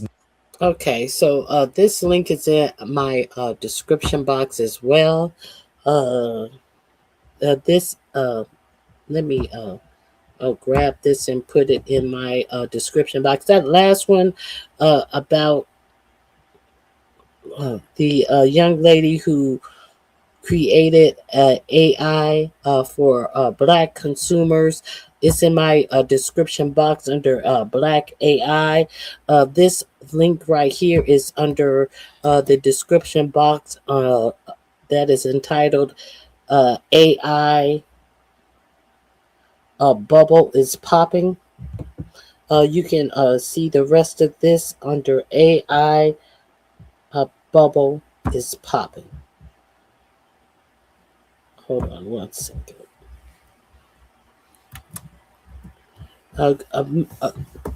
Please go over and watch the remainder of these videos if you like.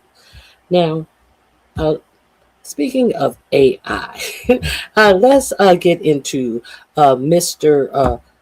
Palantir himself, Peter Thiel, who has left the United States. One of America's most influential and weirdest billionaires has packed up, fled the country, and moved to, of all places, Argentina.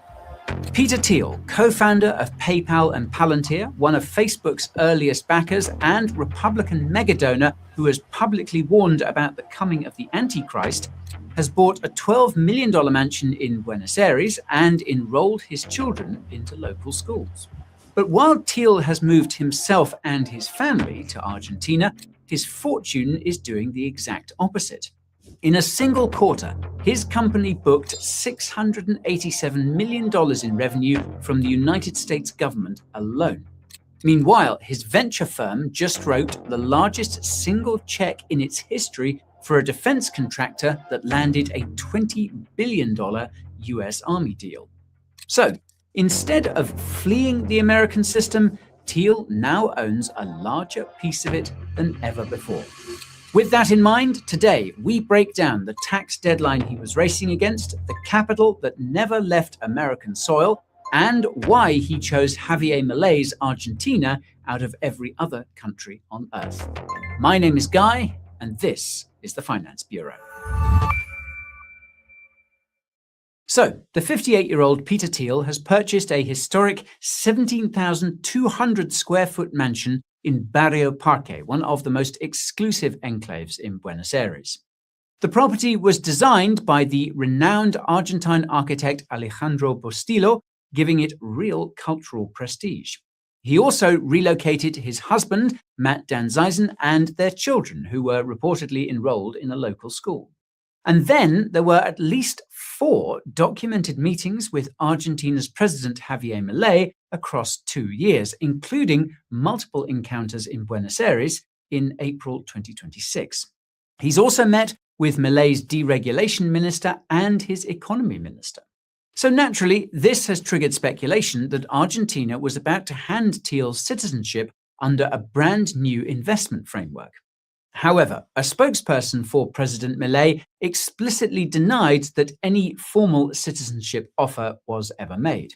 What we do know, though, is that Argentina passed Decree 524 in 2025, a citizenship by investment scheme waiving the usual residency requirement for investors, with a threshold expected around $500,000. And the government's tone has been unmistakable. Argentina's cabinet chief openly declared that all the billionaires of the world fleeing high-tax, over-regulated countries are, quote, welcome in the Argentine Republic, the new land of freedom. So, the picture being painted with Peter Thiel is of a billionaire bolting for a libertarian refuge.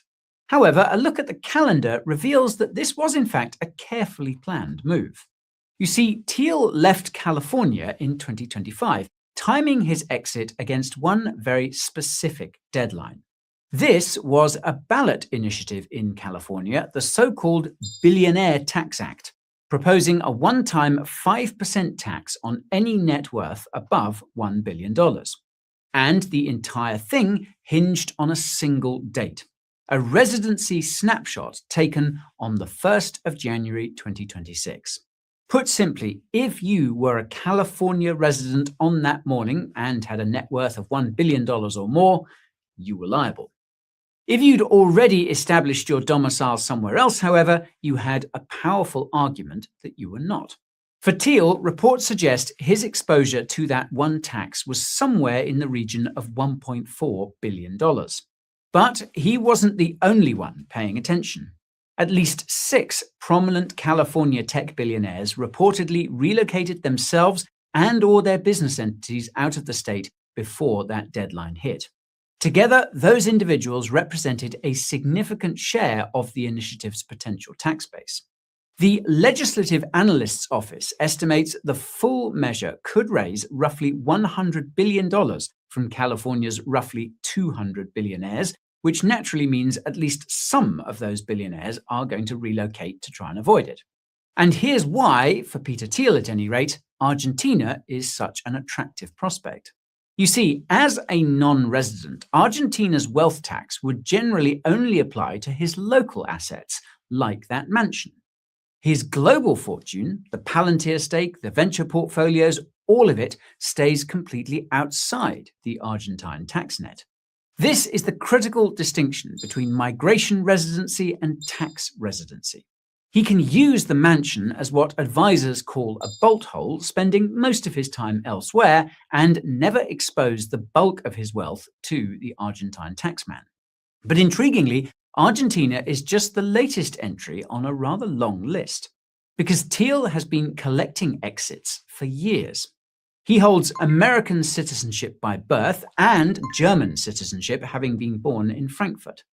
He was granted New Zealand citizenship back in 2011, where he bought a 477-acre sheep station, despite having spent barely any time in the country, which caused considerable public controversy. And he reportedly applied for Maltese citizenship around 2022. So, look at the timeline. New Zealand in 2011, Malta in 2022, Argentina in 2025. This is a man methodically building a deliberate strategy. And by the way, if you want to get a better overview of the stories that directly affect your portfolio, then you should be reading the Finance Bureau newsletter. It's absolutely free, and we break down everything regarding global finance, commodity markets, macroeconomic trends, and monetary policy so that you never miss what truly matters. All you have to do is click the link in the description or scan this QR code to get started. All right then, now let's dig a little deeper into the fact that while Thiel may be checking out of the USA, his capital is doing nothing of the sort. We'll start with Palantir, which in the first quarter of 2026 booked $687 million in US government revenue alone. To put that into perspective, that single quarter of government revenue is worth roughly 57 times the price of his entire Buenos Aires mansion, every 90 days. And the growth is almost entirely American. Palantir's total US revenue grew 104% year over year in that quarter. Its international revenue, around 38%. While Thiel moves globally, his money is concentrating intensely inside the United States. And that embeddedness runs deeper than just revenue. In March 2026, the Pentagon designated Palantir's Maven Smart system as an official program of record. In plain English, that locks Palantir into the Defense Department's multi-year budget process, insulating it from annual political squabbles and guaranteeing revenue until at least 2029. A NATO commander even admitted that Europe currently has no viable alternative to Palantir's battlefield AI. And then there's Anduril, the defense startup backed by Thiel's Founders Fund. In June 2025, Founders Fund committed $1 billion to Anduril in a single round, the largest individual check in the firm's entire history. 8 months later, in March 2026, the US Army awarded Anduril a 10-year contract worth up to $20 billion. Then, in May 2026, Anduril closed a $5 billion Series H round led by Thrive Capital and Andreessen Horowitz that valued the company at $61 billion, more than doubling its valuation from the June 2025 round. Meanwhile, Anduril is building Arsenal 1, a 5 million square foot weapons manufacturing facility, not in Argentina, not in New Zealand, but in central Ohio, Pickaway County, just south of Columbus. Thiel's network is building America's next weapons factory right in the American Midwest. By most assessments, the overwhelming bulk of Thiel's fortune, his Palantir equity, Founders Fund stakes, and US venture positions remain anchored entirely within the American financial system. So, paradoxically, while Thiel may be looking to live outside the US for whatever reason, he's more financially indispensable to the US security state than he has ever been. He remains deeply invested in America, choosing to hedge his residence rather than his income.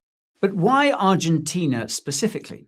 Well, the answer traces back to an idea Thiel has been funding for nearly 2 decades. You see, he's long championed a concept he calls exit over voice. Instead of trying to fix a broken system from the inside, you simply leave it and build a new one. In 2009, he wrote that he no longer believed freedom and democracy were compatible and argued the future of freedom lay in new spaces beyond the reach of the state. And he put real money behind that belief. In 2008, he seeded the Seasteading Institute, co-founded by Milton Friedman's grandson, eventually contributing around $1.25 million towards the dream of floating autonomous cities in international waters beyond any nation's laws or taxes.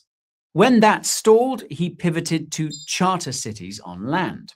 His flagship experiment in this regard was Prospera, a private enclave on a Honduran island operating under its own legal system with a 1% business tax and private arbitration instead of national courts. And here is the cautionary tale, because Prospera is the perfect foreshadow. When the Honduran government changed and repealed the law, Prospera's backers filed a claim with an international tribunal.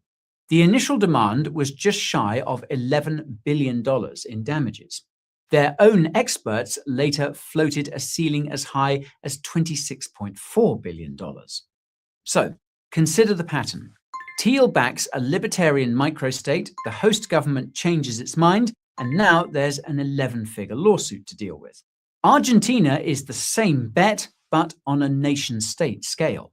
Thiel now gets to watch an entire country run a real-time libertarian experiment. MIllet is helping this along by slashing ministries, eliminating price controls, deregulating energy and agriculture, and pursuing dollarization. Both Thiel and MIllet publicly hold the view that taxes are theft. Thiel is relocating to a live test of the exact ideas he's been bankrolling for 20 years. And this trend extends far beyond one eccentric billionaire and ultimately affects everyone because Thiel is simply the loudest signal of a longer-term direction of travel. In 2025, private wealth migration trackers recorded another record year for millionaire relocations across borders. Industry surveys suggest a substantial share of ultra-high net worth individuals have already established a second legal jurisdiction, with a growing proportion actively exploring further options. And industry trackers report that demand from American clients for alternative residency and citizenship programs has surged sharply in recent years. The US is now consistently one of the top source markets for such applications. So, when you hear billionaire flees America, understand what's really happening here. The ultra-wealthy now treat citizenship like a diversified portfolio. Just as no sophisticated investor puts 100% of their money into a single stock, this class no longer puts 100% of their legal existence into a single jurisdiction. But notice what they almost never do. They don't actually renounce. You see, the United States taxes its citizens on worldwide income no matter where they live, one of only 2 countries on Earth to do so. And renouncing triggers a brutal exit tax on the deemed sale of all your worldwide assets. The wealthy secure the option to leave without actually severing their ties to America. So, the system being built here is a 2-tier one. The people with the most capital and the best information are buying optionality. They get a second passport, a third, a bolt hole on another continent, a legal escape hatch from any single government's decision. The rest of us, on the other hand, are tied to one jurisdiction, one tax authority, one currency, and one set of political outcomes we have no power to opt out of. When your government raises taxes, you pay them. When your currency weakens, your purchasing power erodes with it. You cannot scan a QR code and become a non-resident of your own financial reality. The exits being engineered at the top are simply not available to the average household. And that asymmetry is perhaps the real story here. It goes far beyond one man's mansion. It's a class of people rewiring their relationship to the nation state itself, while everyone else stays exactly where they are. The era of treating citizenship as a fixed, permanent fact of life is ending, at least for those who can afford it. A collapse happens by accident and everyone sees it coming. A hedge, by contrast, is a subtle, deliberate choice made years in advance, documented in tax filings and passport applications rather than in panic. Peter Thiel simply bought himself the option of never being trapped by any one country's decisions. His capital stays embedded in the American security state, earning hundreds of millions of dollars a quarter, while he himself floats free across 4 passports. This is a portfolio mentality applied to the one thing most people never imagined could be diversified: their nationality itself. Okay, so let's not forget about Peter Thiel's secret society. It came out, I believe it was last week or the week before last. Peter Thiel's secret society was supposed to be getting together and meeting. And there were quite a few names of distinction that were supposed to meet with Peter Thiel's secret society. People like Senator Cory Booker, your Treasury Secretary Scott Bessent. Yes, they were supposed to be meeting with Peter Thiel. A list of the attendees got out. And let's see the latest on Peter Thiel's secret society. Oh, I had to subscribe. Jared Kushner, the guy from Third Rock from the Sun. I don't know who this is. I don't know who this is. Cory Booker, what are you doing meeting with Peter Thiel? How Peter Thiel's secret society got booted from an Irish estate. A week of backlash from Irish politicians following dialogues data leak culminated in a 5-star estate canceling the conference. Y'all remember this? Let me see if I can. Dialogue, the private investigation-only organization founded by Peter Thiel and Aaron Hoffman, was headed to the Irish countryside for its secretive August retreat until Internet sleuth revealed key details about its guests and itinerary. Now Vanity Fair can confirm the 5-star hotel where the conference was scheduled to take place has canceled the event in response to backlash. This story is for subscribers only. Well, I'm not a subscriber, so let me find another place where I can read this story. Let me see. Wired. Let's go to Wired. Let me share. Do you guys remember this story? Now, Peter Thiel made sure he hightailed it out of California. A multi-billionaire who's getting all of this money from defense contracts, your tax dollars.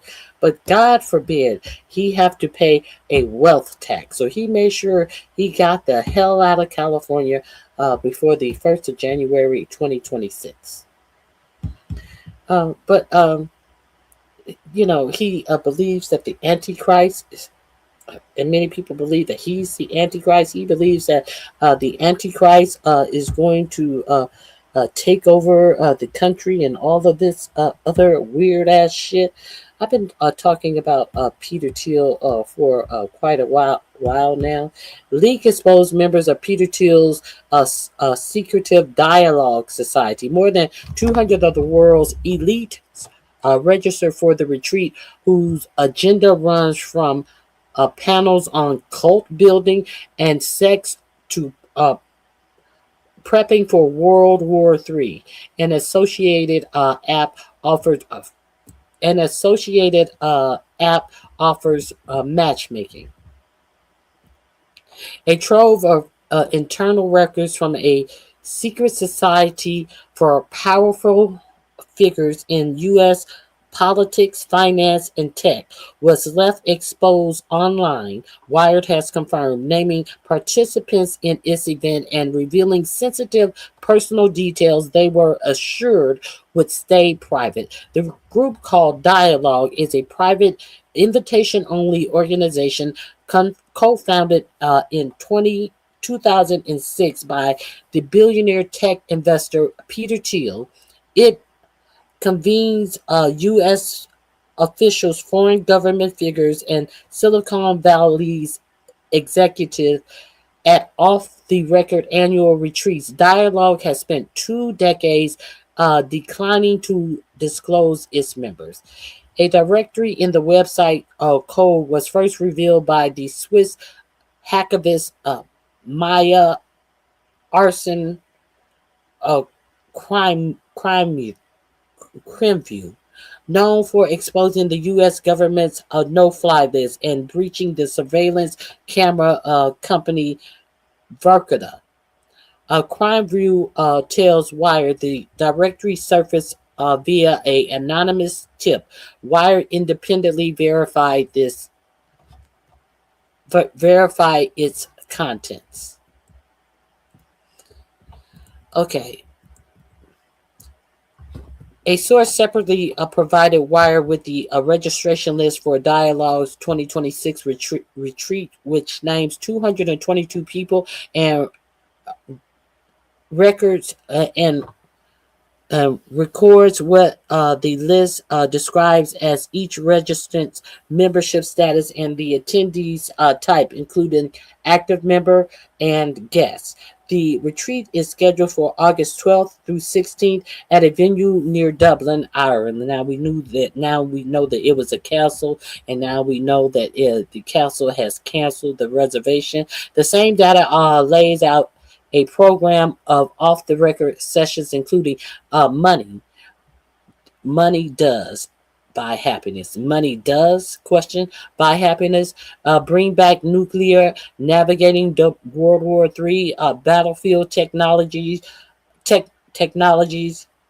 and How's Your Sex Life. Other talks include Build a Cult, moderated by the founder of the Christian networking site Pray.com, and Build a Party, run by former White House national security official. Oh my God. Together alongside the mundane fare of typical thought leadership conference, the documents show an extraordinary convergence of power. The registration records list General Axel Gingrich, NATO's supreme ally Commander Europe, and the head of U.S. European Command, who took the post in July 2025 and is recorded on the leaked list as having attended dialogue gatherings since 2021. The website directly names sitting Trump administration officials, 2 U.S. senators, 6 members of the PayPal mafia, a former Middle East chief of intelligence, and a sitting ambassador to the United States, along with the founders and directors of many of the country's largest surveillance data brokers and advertising data companies. So, if you guys didn't know about that, yes, this is what Peter Thiel is up to, and this is what they're doing, and this is what the rich folks have time to do, setting up for our demise. So, is there anything else that I wanted to talk to you about?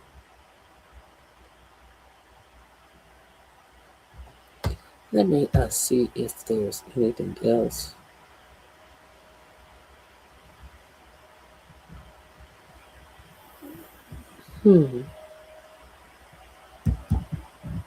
I think that's it. I think that's all. We're back at war. The war had never really stopped. It was just some bullshit pause.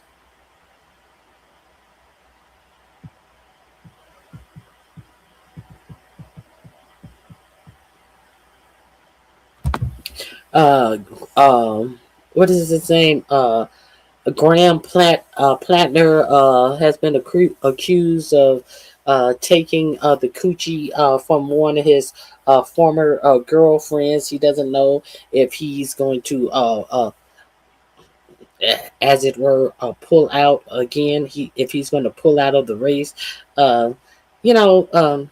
Everybody can easily look over these white men who have been accused of stealing a piece of coochie.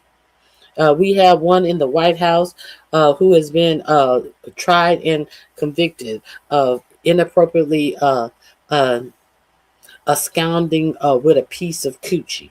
So, no one had much to say.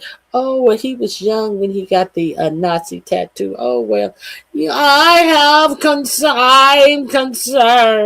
I have concerns. Even though I want that old bitch out of Congress, I have concerns. I have concerns as well. But no one have concerns when people have Nazi tattoos, because they'd be like, hey, well, oh, he's okay. It just means he hate black people. We just have to you make sure that you understand that he didn't mean that towards Jewish people. It's okay. He just that Nazi tattoo just meant his disdains toward blacks. So he can be easily forgiven. Now, speaking of black people, are you hear about that young black guy in Mississippi that went missing? And now, this is what I found very peculiar about this whole story. He went out on a boat with friends on the 4th of July. But strangely enough, he didn't come back home from the boating trip with his quote unquote friends on the day they came back home in the afternoon, and they were able to give his mother his cell phone in the afternoon about 4 p.m., I believe they said. And he didn't come home with them.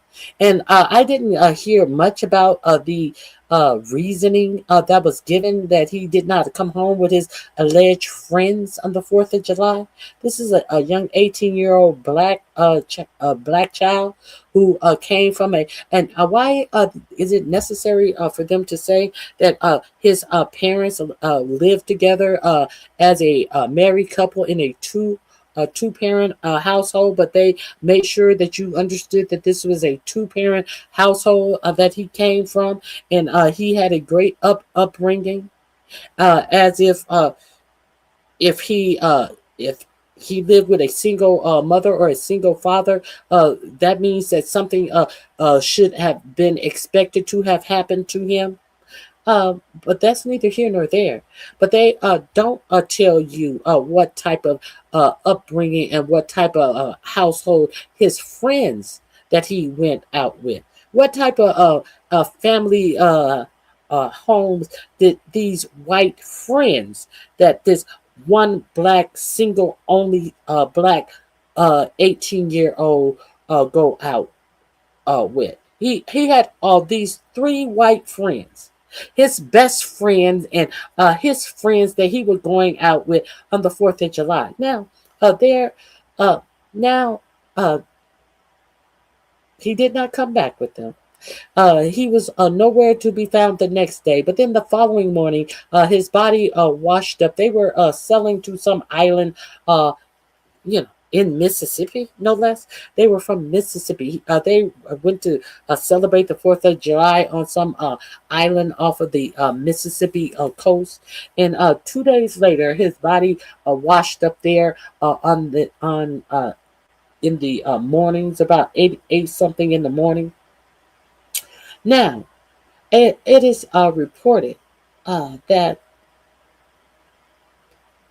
his friends came home about 4:30 on the 4th of July, and they told his parents that they told him, "Come on, get in the boat."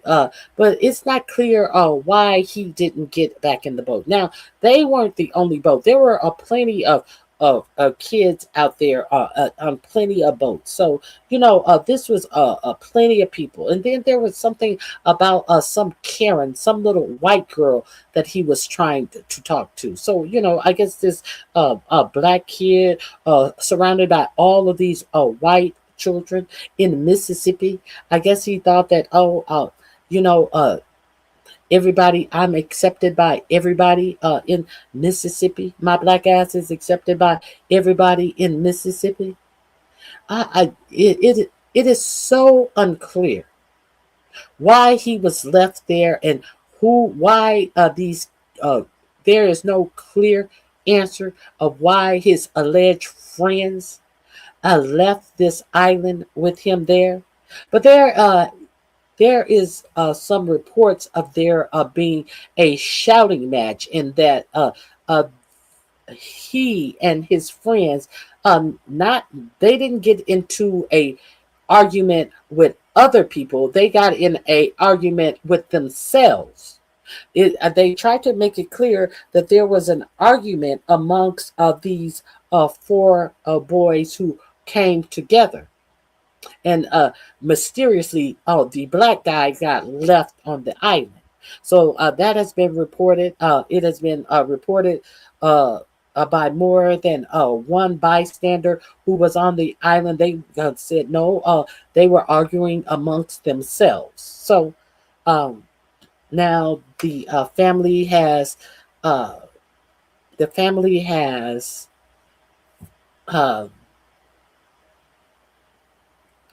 acquired attorney Benjamin Crump to represent them. Let me see if I can pull up a little bit of this story. I saw several different parts of this story, and hey, we'll see what happens.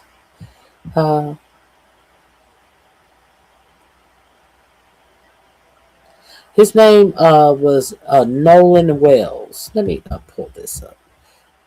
Let me see if I can pull this up.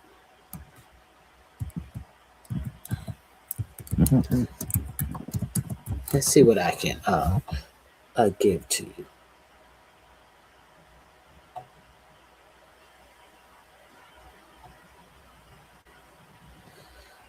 Okay, so let me share this with you.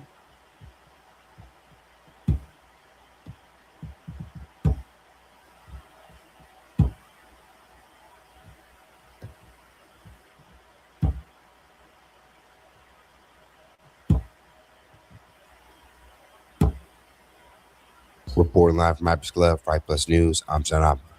As reported on Monday, social media is currently reacting to a now mysterious death of Mississippi teen Nolan Wells, that he would go missing on a remote island on July 4th, in which his body would be found 2 days later on the island shore. At the center of the conversation, many have expressed that race looks to have played a part in the teen's death, given that it appears that Wells was the only black friend amongst a group of white friends whom he traveled to the island by boat with. Black people, stop going on motherfucking vacation with these white folks. Your white friends call you, say, hey, bud, what's up? Hey, you ain't going on vacation? No. Hell no.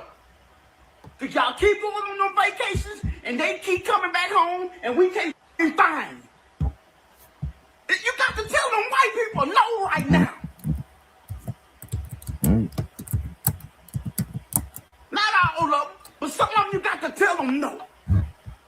I can swim why I'm going out there in the ocean for.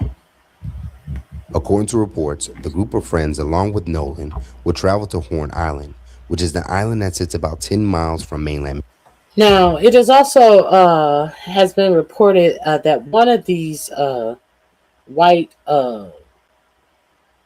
young man's mother is some type of judge.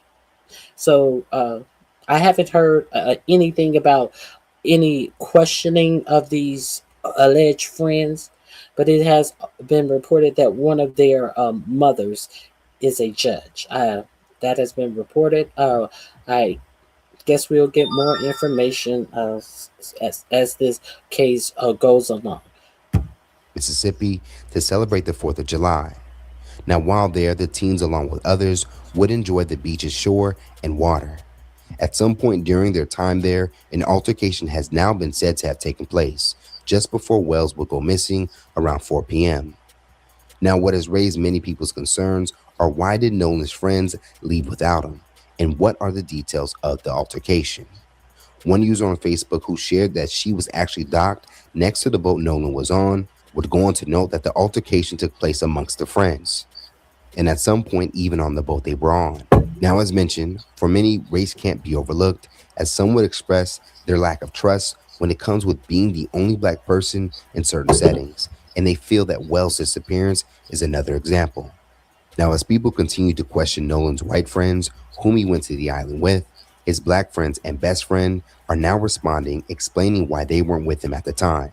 On Monday, his best friend, Javon Williams, will join several of their peers at the boat dock where officials look to have brought back Wells's body. There, Williams would speak to local outlet Sun Herald to give his reaction to the breaking news. According to Williams, he was supposed to be on the same boat with Wells, but it had got filled up and he rode on a different boat. Williams would go on to confirm that he did see Nolan on the island. As soon as we got out there, he told me that he loved me.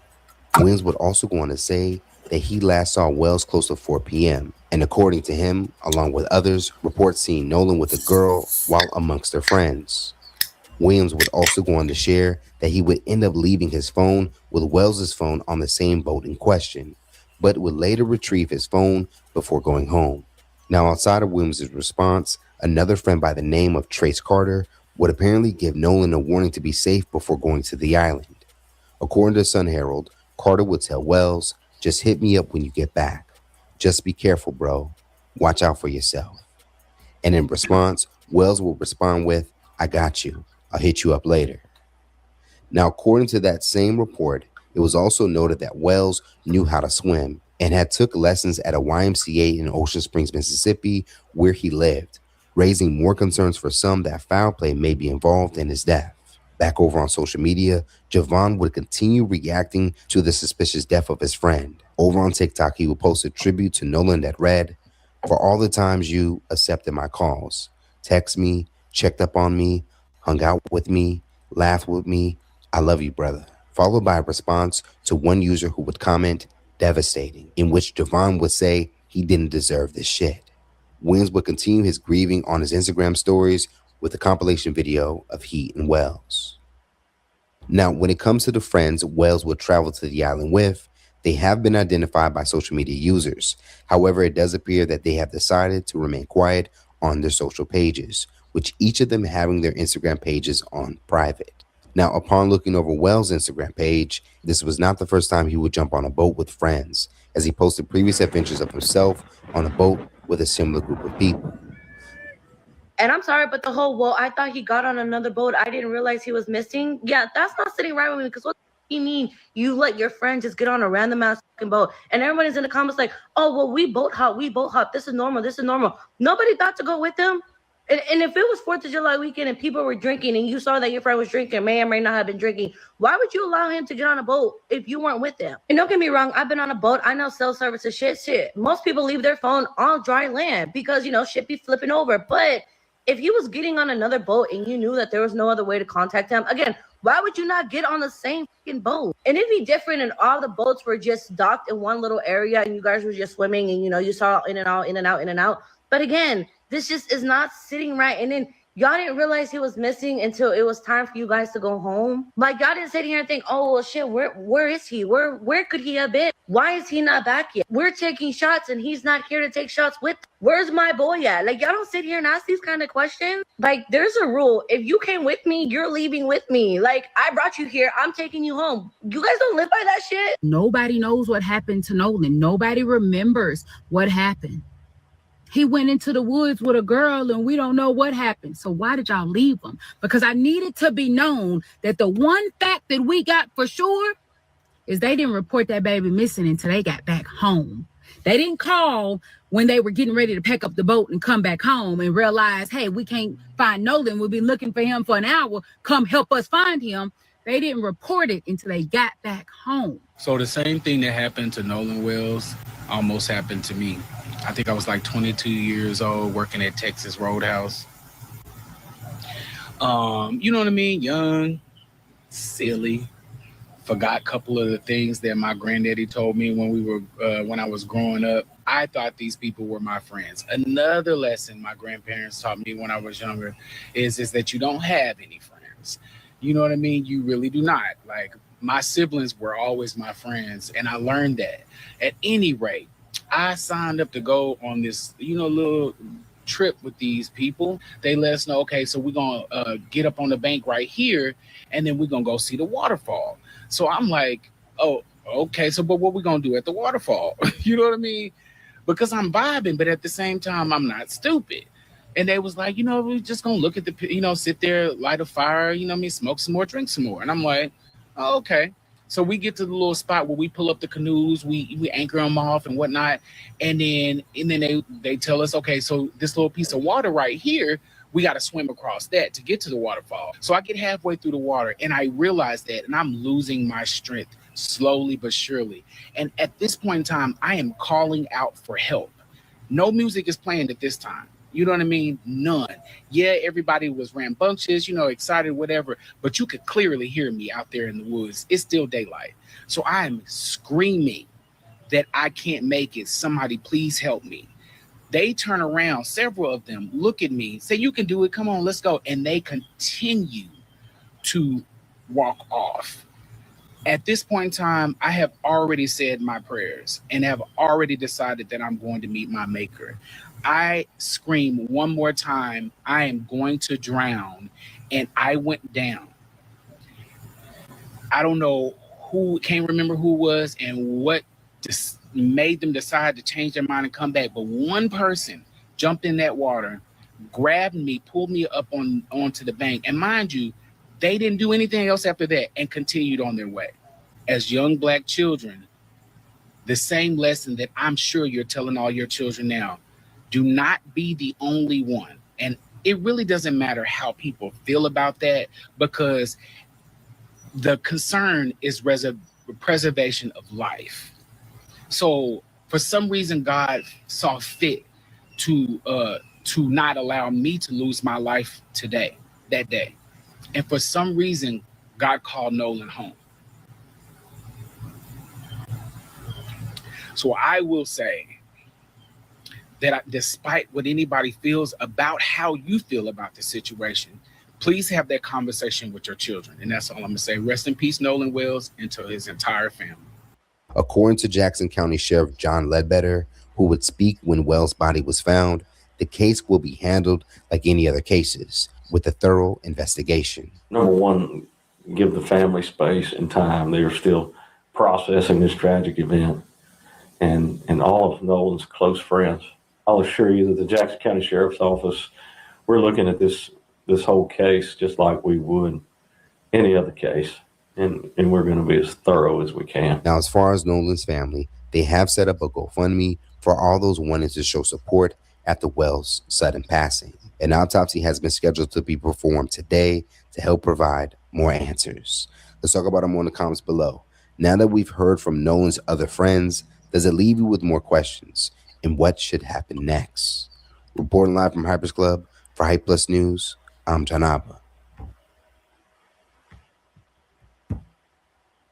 A Mississippi family is trying to cope with a heartbreaking update from volunteers searching for a missing teen.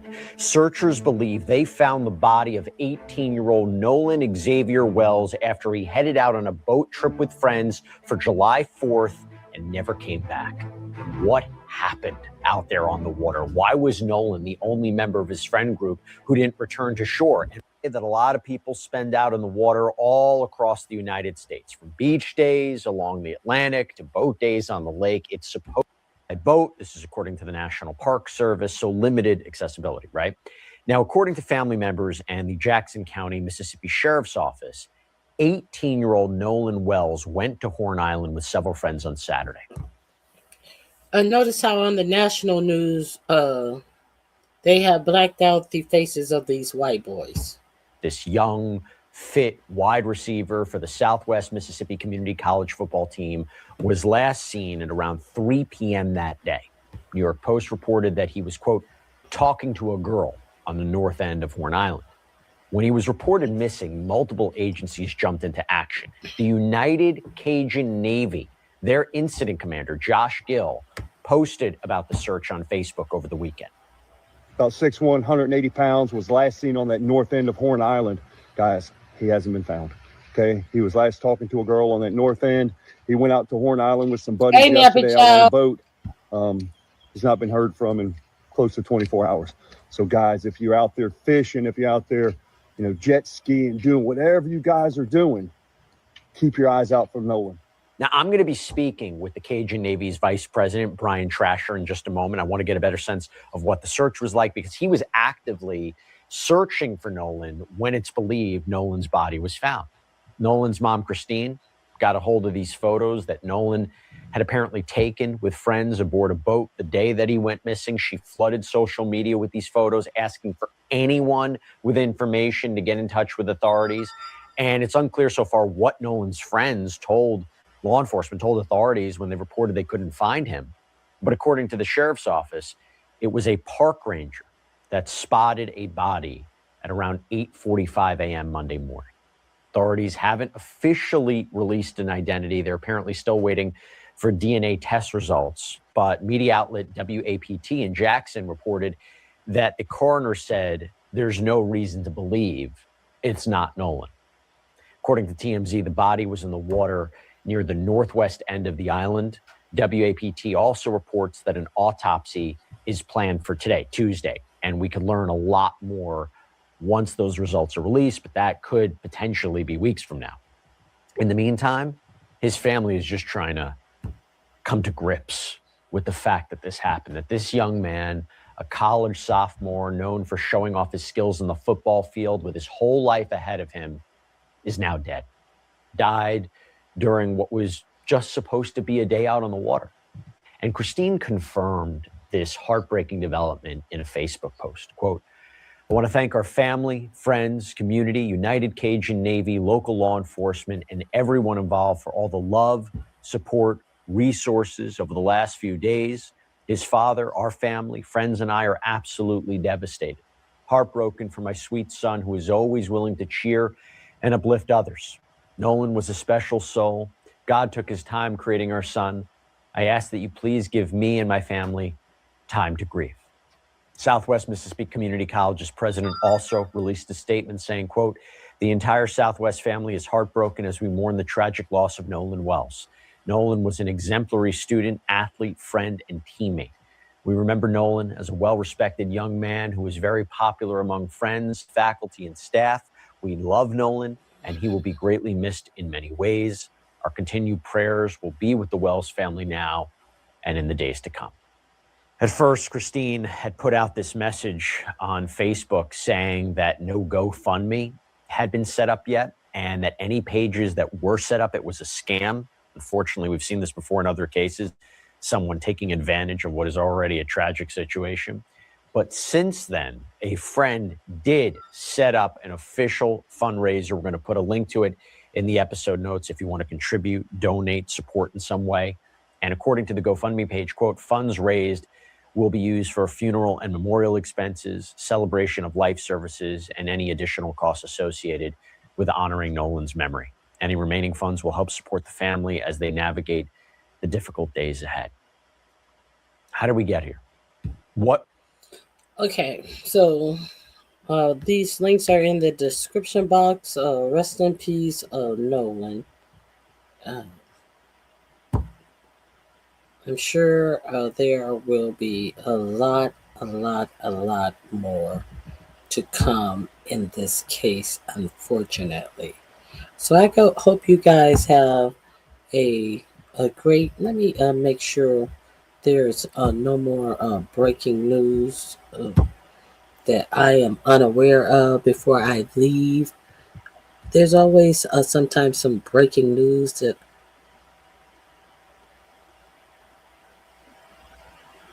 let me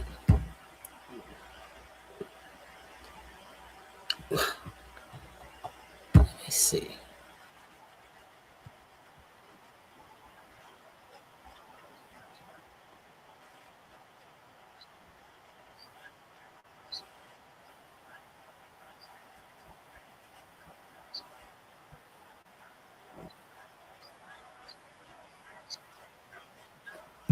Let me see what's going on here.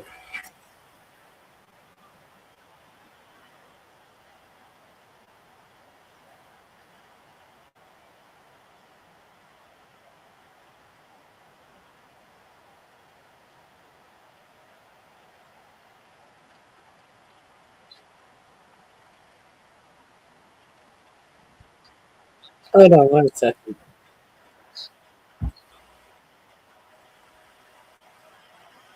Hold on one second.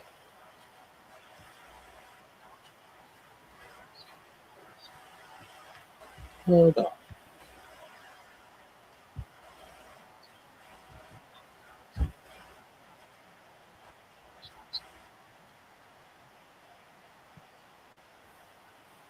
That's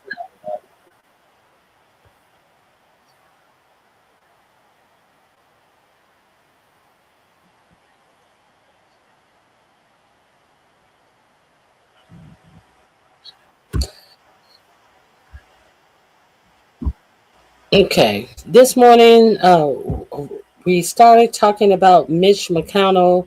If he has not, they're asking for proof of life of Mitch McConnell because if he is not amongst the living, amongst the conscious, amongst the brain alive, the governor of Kentucky will be able to appoint a senator in his seat. And some people are saying that he could even appoint Thomas Massey. Wouldn't that be a kicker? Let me share this with you.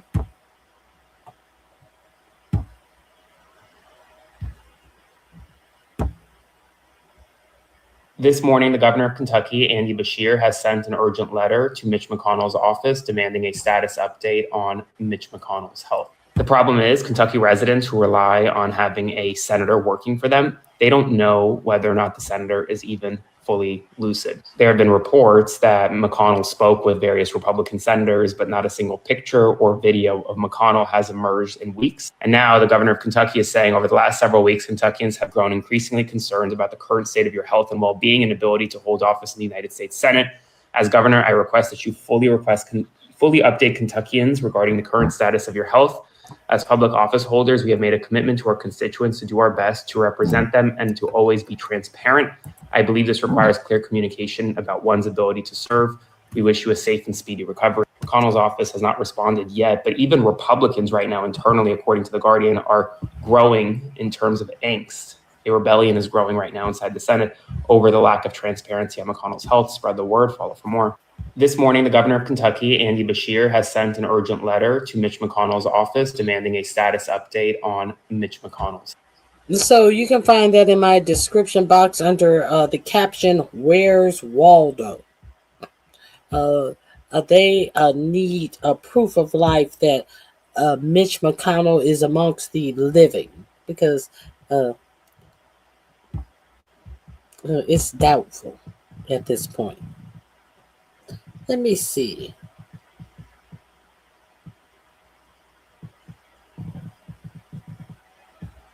Let me see. Hold on one second. I thought there was... Yes, there was something.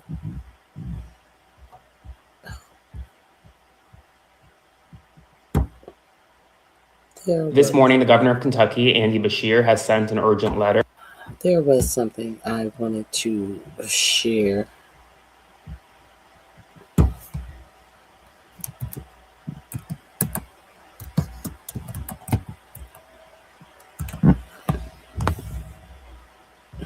This is what I wanted to share. Reporting live from MItch Club, Fight Plus News, I'm Janaba. Black people have got to stop hanging out with groups of white people. Breaking news coming out of Mississippi. It has now been confirmed that a young man who went missing on July 4th while partying with friends on an island has been confirmed to be 18-year-old Nolan Wells. Around 2 p.m. today, Wells' mother would confirm the unfortunate news with a post on her Facebook account. I want to thank our family, friends, community, United Cajun Navy, local law enforcement, and everyone involved for all the love, support, resources over the last few days. His father, our family, friends, and I are absolutely devastated. I'm heartbroken for my sweet son, who was always willing to cheer and uplift others. Nolan was a special soul. God took his time creating our son. I ask that you please give me and my family time to grieve. Now, for those who haven't been following, the story starts on July 4th on an island in Mississippi called Horn Island, where a group of teens and young adults look to have hung out on the remote island's beachfront a part of the day. So he's been the only black person in his friend group. D.L. Hughley would take to a social media page to share an update on Nolan's body being found before it was identified, and he would sound off by zeroing in on Nolan's friends, who, according to reports, have not provided any key information. Hughley would go on to say, "They don't remember anything, fuck out of here, and why are they not in custody?" Now, as mentioned, it is unclear as to what took place at the time, but many Black users would take to social media and express their reaction and speculation to the news. My mama always told me, if you the only birthday candle at the birthday party, you not there for the birthday party, you there to be depressing. Huh? Nolan Wells and this whole entire thing down there in Mississippi look fishy. One of the boys' mama is a judge down there. Don't nobody know what happened. We have to stop putting our kids in these sporting events, in these schools, in these environments where they are the anomaly. We have to stop doing it. Okay, you want your child to have the best education, the best experiences, the best everything. Yes, but they also need to be around their own culture. They need to. Black people have got to stop hanging out with groups of white people. And I mean that. If you're gonna be the only Black person in that group, go home. Go home. Because these days, you just can't trust white people anymore. Obviously, it happens time and time and time again. You see one Black person hanging out with their group of white friends, and they're like, "Oh, I've known these guys for forever. We grew up with them. I'm the only Black person in the high school," or something like that. Especially down here in the South. Okay, down here in the South. Obviously, we realize that these pieces of crap, the white people, will turn on you. They will turn on you quick. And I'm sorry, but the whole, well, I thought he got on another boat. I didn't realize he was missing. Yeah, that's not sitting right with me, because what do you mean? This link is in my description box. I concur. I concur. I concur. People, and the Black boy is the only one that goes missing or ends up dead. This has happened so many times over the course of a decade.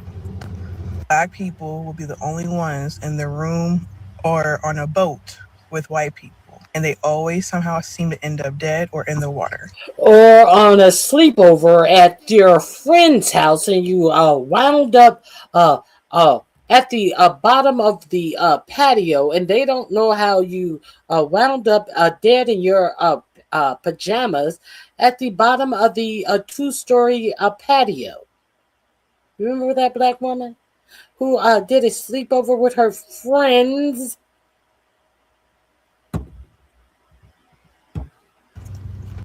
And to the people, it's always the white people who do this shit. They want Black people to be oblivious to the lynchings and the killings and the racism that happens to Black people. They always want us to be oblivious and not make it a race thing when it is clear as day that it is always going to be a race thing. That boy was killed by those white people. The only issue is that living in this country that we live in, it's going to be hard for them to be prosecuted. So let me get this right. Nolan Wells, an 18-year-old kid, goes missing at Horn Lake. And all y'all want to talk about is how, oh man, you're the Black kid. Don't go out with nothing but whites. Y'all somehow turn this incident into a racism controversy. Yet again, y'all have sick, disgusting comments in every comment section, while this mother and this father and these friends that went out on this boat are losing their shit because this boy's missing. Yet y'all want to stay in the comment section and talk about, oh man, he should have knew better. He shouldn't have done that. Why? Because he grew up with them his entire life? They're best friends? It really triggers me how this world is just totally incompetent to just sit there and look every time there's a Black person and a white person involved in something or something happens. It strictly goes to racism. That's your number one output right now, while a mother and father are sitting at home wondering what happened to their child. Now, as many continue to await details of what took place that day, one Facebook user who... The mother and father ain't wondering that their child is dead. The mother and father ain't wondering why it's strange that their Black child is dead. Who was on the island at the time, would post a video of what appears to be Nolan on shore, reportedly after a large altercation took place around 4 p.m. on July 4th.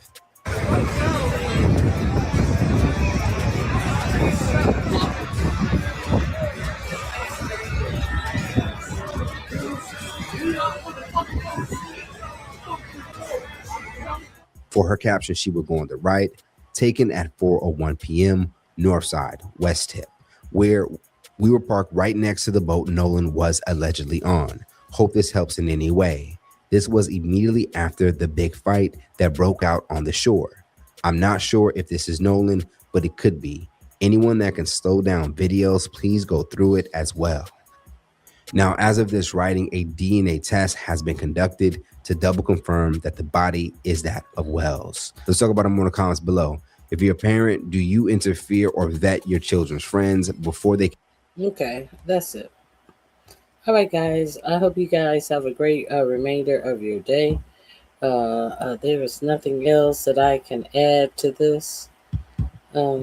Stay woke. This is why they don't want you to be woke. But you definitely need to stay woke. All right, guys. Have a great remainder of your day.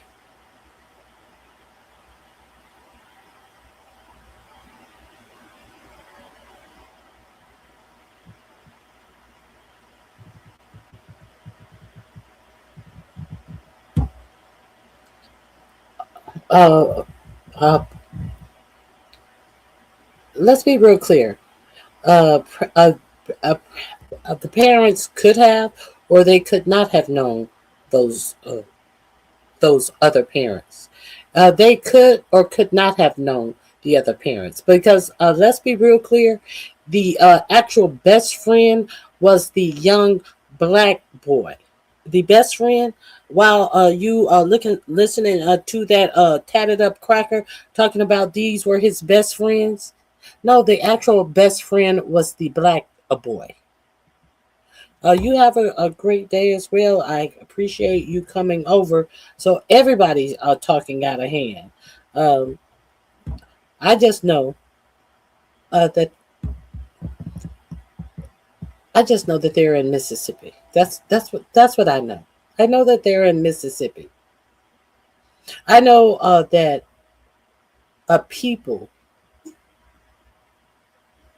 need to stay close to people who relate to them. I know that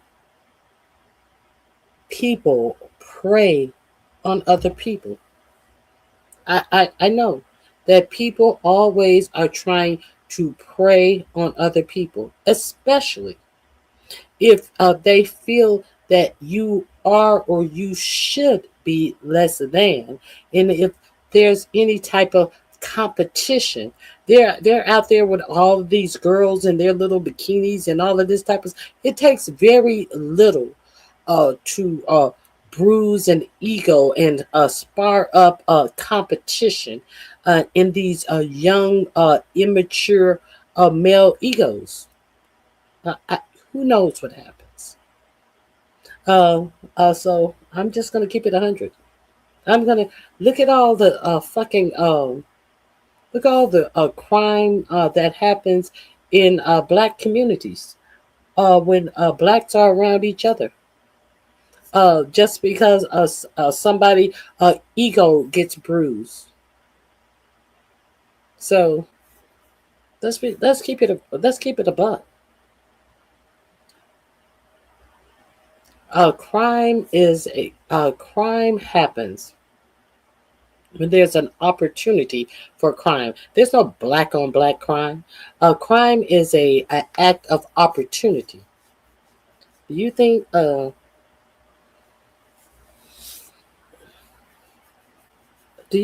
that these people who actually felt that it was okay to leave this man out on this island, and they have no good answers as of yet? There's no good answers as of yet. This is strange. This is crazy. All right, guys. I hope you guys have a fabulous day, and I'll see you guys on Wednesday. Make sure you go out and get you a Make sure you go out and get a generator, a solar powered generator. Make sure you get something to collect you some fresh drinking water, something that is not a clear plastic container, because that can allow your water to get contaminated. Prepare yourself for some hard times. It never hurts to prepare yourself for hard times. You never know when you're going to get some type of storm, some type of tornado, some type of hurricane. It is always good to be prepared for hard times. And make sure you have a first aid kit. Make sure you have something for your personal protection. Make sure that you take care of yourself. Because America may be in for some hard times, truth be told. All right, guys. I'll see you guys on Wednesday, and thank you for dropping by. Hit the like button on your way out. I'll see you on Wednesday, unless there is some breaking news on tomorrow.